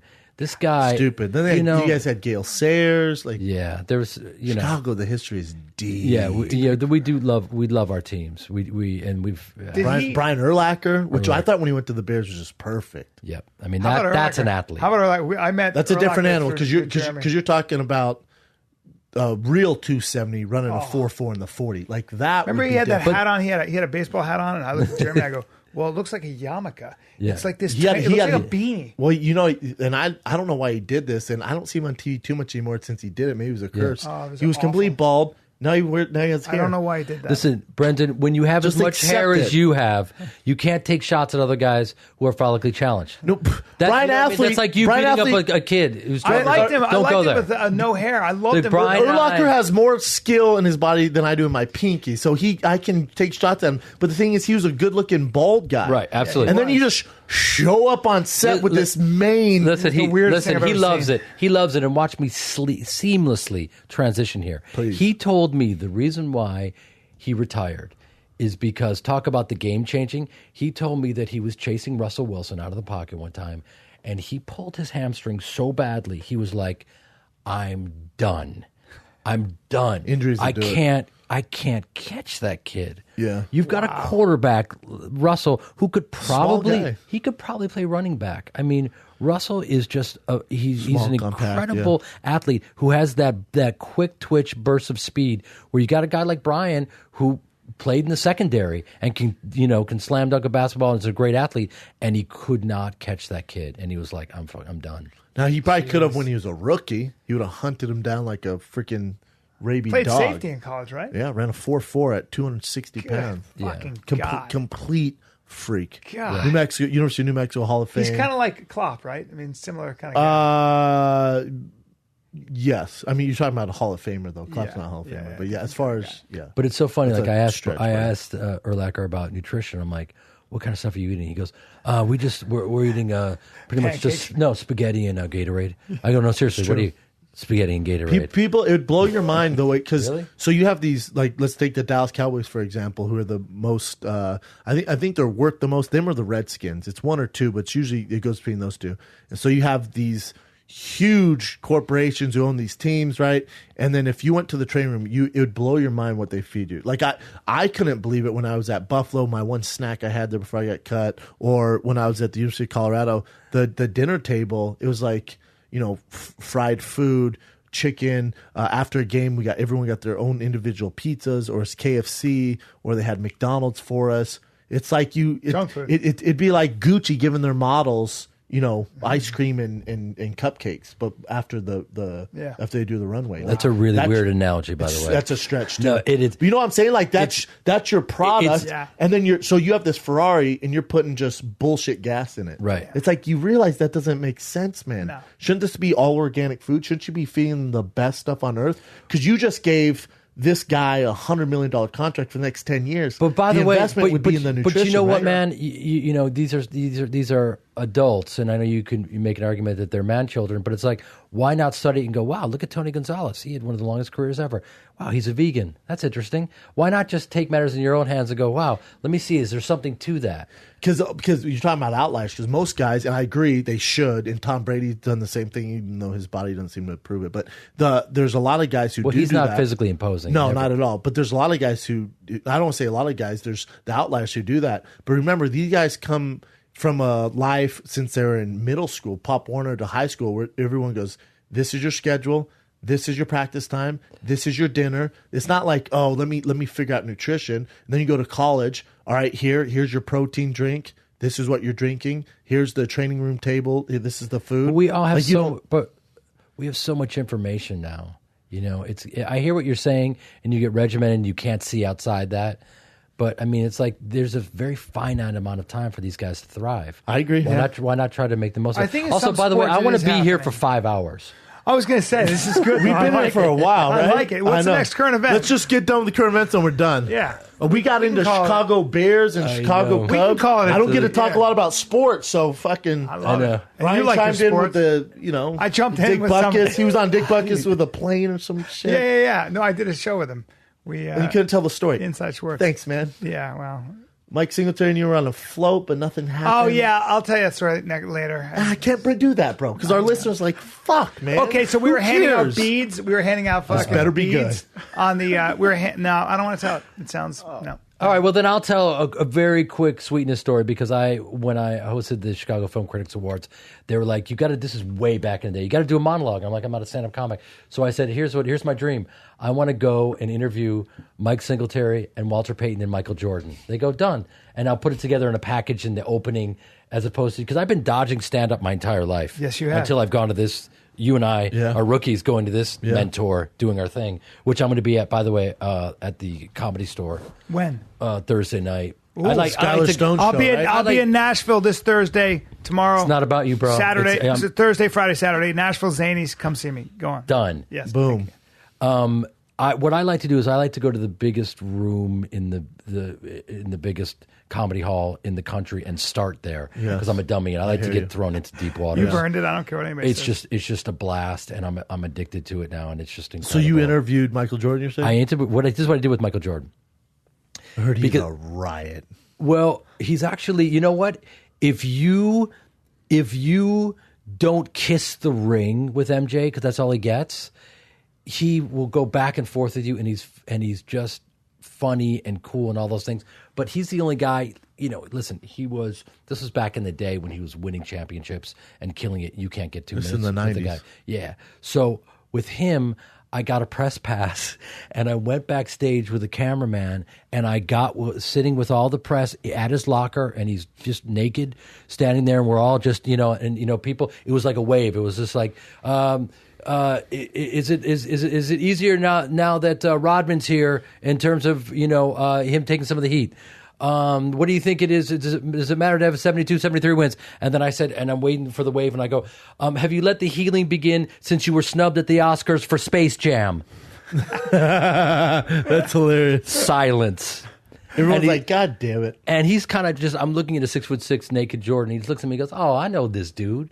Oh, you're a clown, man. This dude's a clown. I get it. What's up, man? And he just gave me a little pound because it was like he didn't know what was happening. Imagine. This guy's a clown. He's getting all these, and then you get that hilarious. So did you see that Space Jam piece, by the way?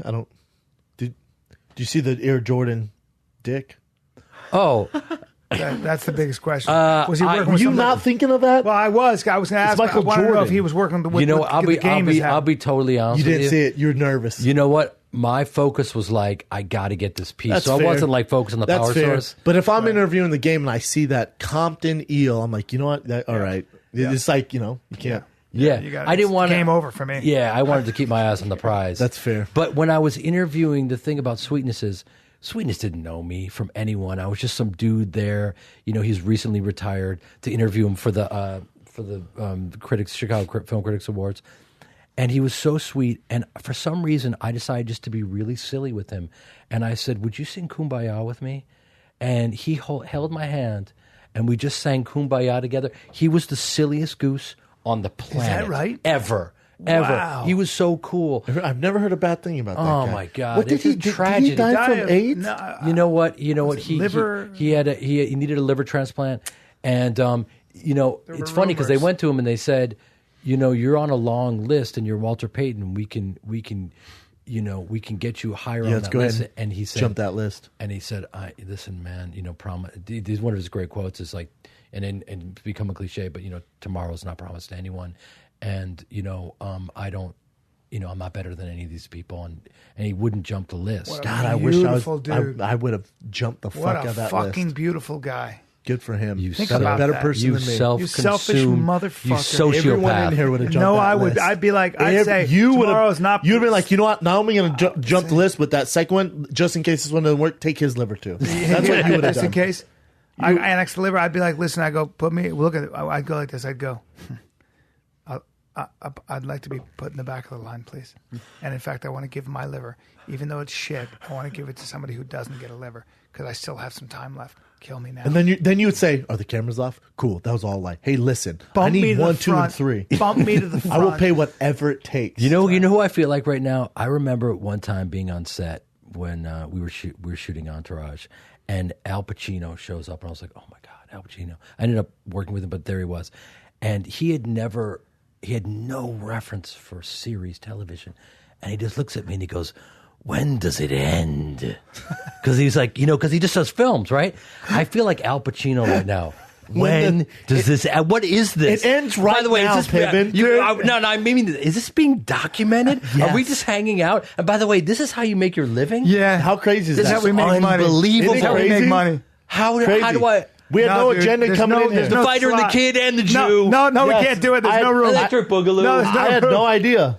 I had How no did idea this that we were happen? talking about the Chicago It's Bears. I dropped nuts. a Dick Butkus reference. We I had no jumped idea. in. I was like, I know him. Brian kept, I hung out like at 7-Eleven. All right. He's 270 pounds. He's usually lying, but Do you just go to worked. bed at night going, God, thank you, God. This is a beautiful time in Yeah, my life. we love it. Well, you guys have earned it. I loved it. I love being Thanks here. for coming Best, on, brother. we love you. You're one of man. our favorites. You're one of This is the we best. always talk very highly of you. And so Thursday night, you're at the Comedy Store. Skylar Stone's comedy show at the Comedy Store. Yes. There's Delia's on there. I was Yes. supposed to be There's on a it. Damn it. You're not on there. I'm though. gonna be in Let's Nashville. focus on Piven. Fuck. You're not Yeah. on there. I know, we but I got wanna be. Piven. Who else? Delia. You know what? I'm so There's a whole list. It's a whole It's huge- Murderers Row. Yeah, Go to it's a- Comedy Store Thursday night, 8 Right. p.m.'s the show. Skylar Stone presents. It's his show at the Comedy Store. Jeremy 8 p.m. Piven. Get tickets right now at the Comedy Store. At the Comedy Right, Store on and- Instagram.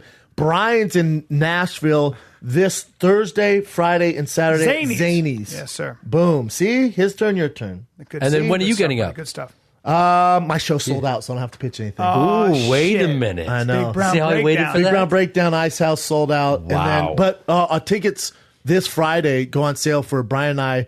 April, we're in Washington, D.C., and then Philadelphia. Ooh. We're at the 930 TFATK.com. Club in D.C. and the Trocadero In Philly. which Those we've are our done next big before, and shows. that's a We've never done the fucking good 930 time. show in Washington, D.C. No, we haven't. And just You know- might get assassinated in D.C. Talk all that political shit. I talk a lot of political Hashtag shit. Pizzagate. That's a right. shirt. Pizzagate. We're gonna go shirt. get a pizza there. No, we should and take Of course pictures. We're going to. We're going to. 100%. Let's find out where that's at and get 100%. murdered. Trust me, we are. TFATK, Washington, D.C., and Philly. You're on the map. TFATK.com. Piven, we can't thank you enough, brother. You're was- the best, man. it was my Comedy honor. Store, Zany's Nashville, TFATK for all that stuff. This is the Fire and the Kid with Piven. We're out. That's it, right? Yeah. That's crazy. That's what we do. That's just what we do, dude.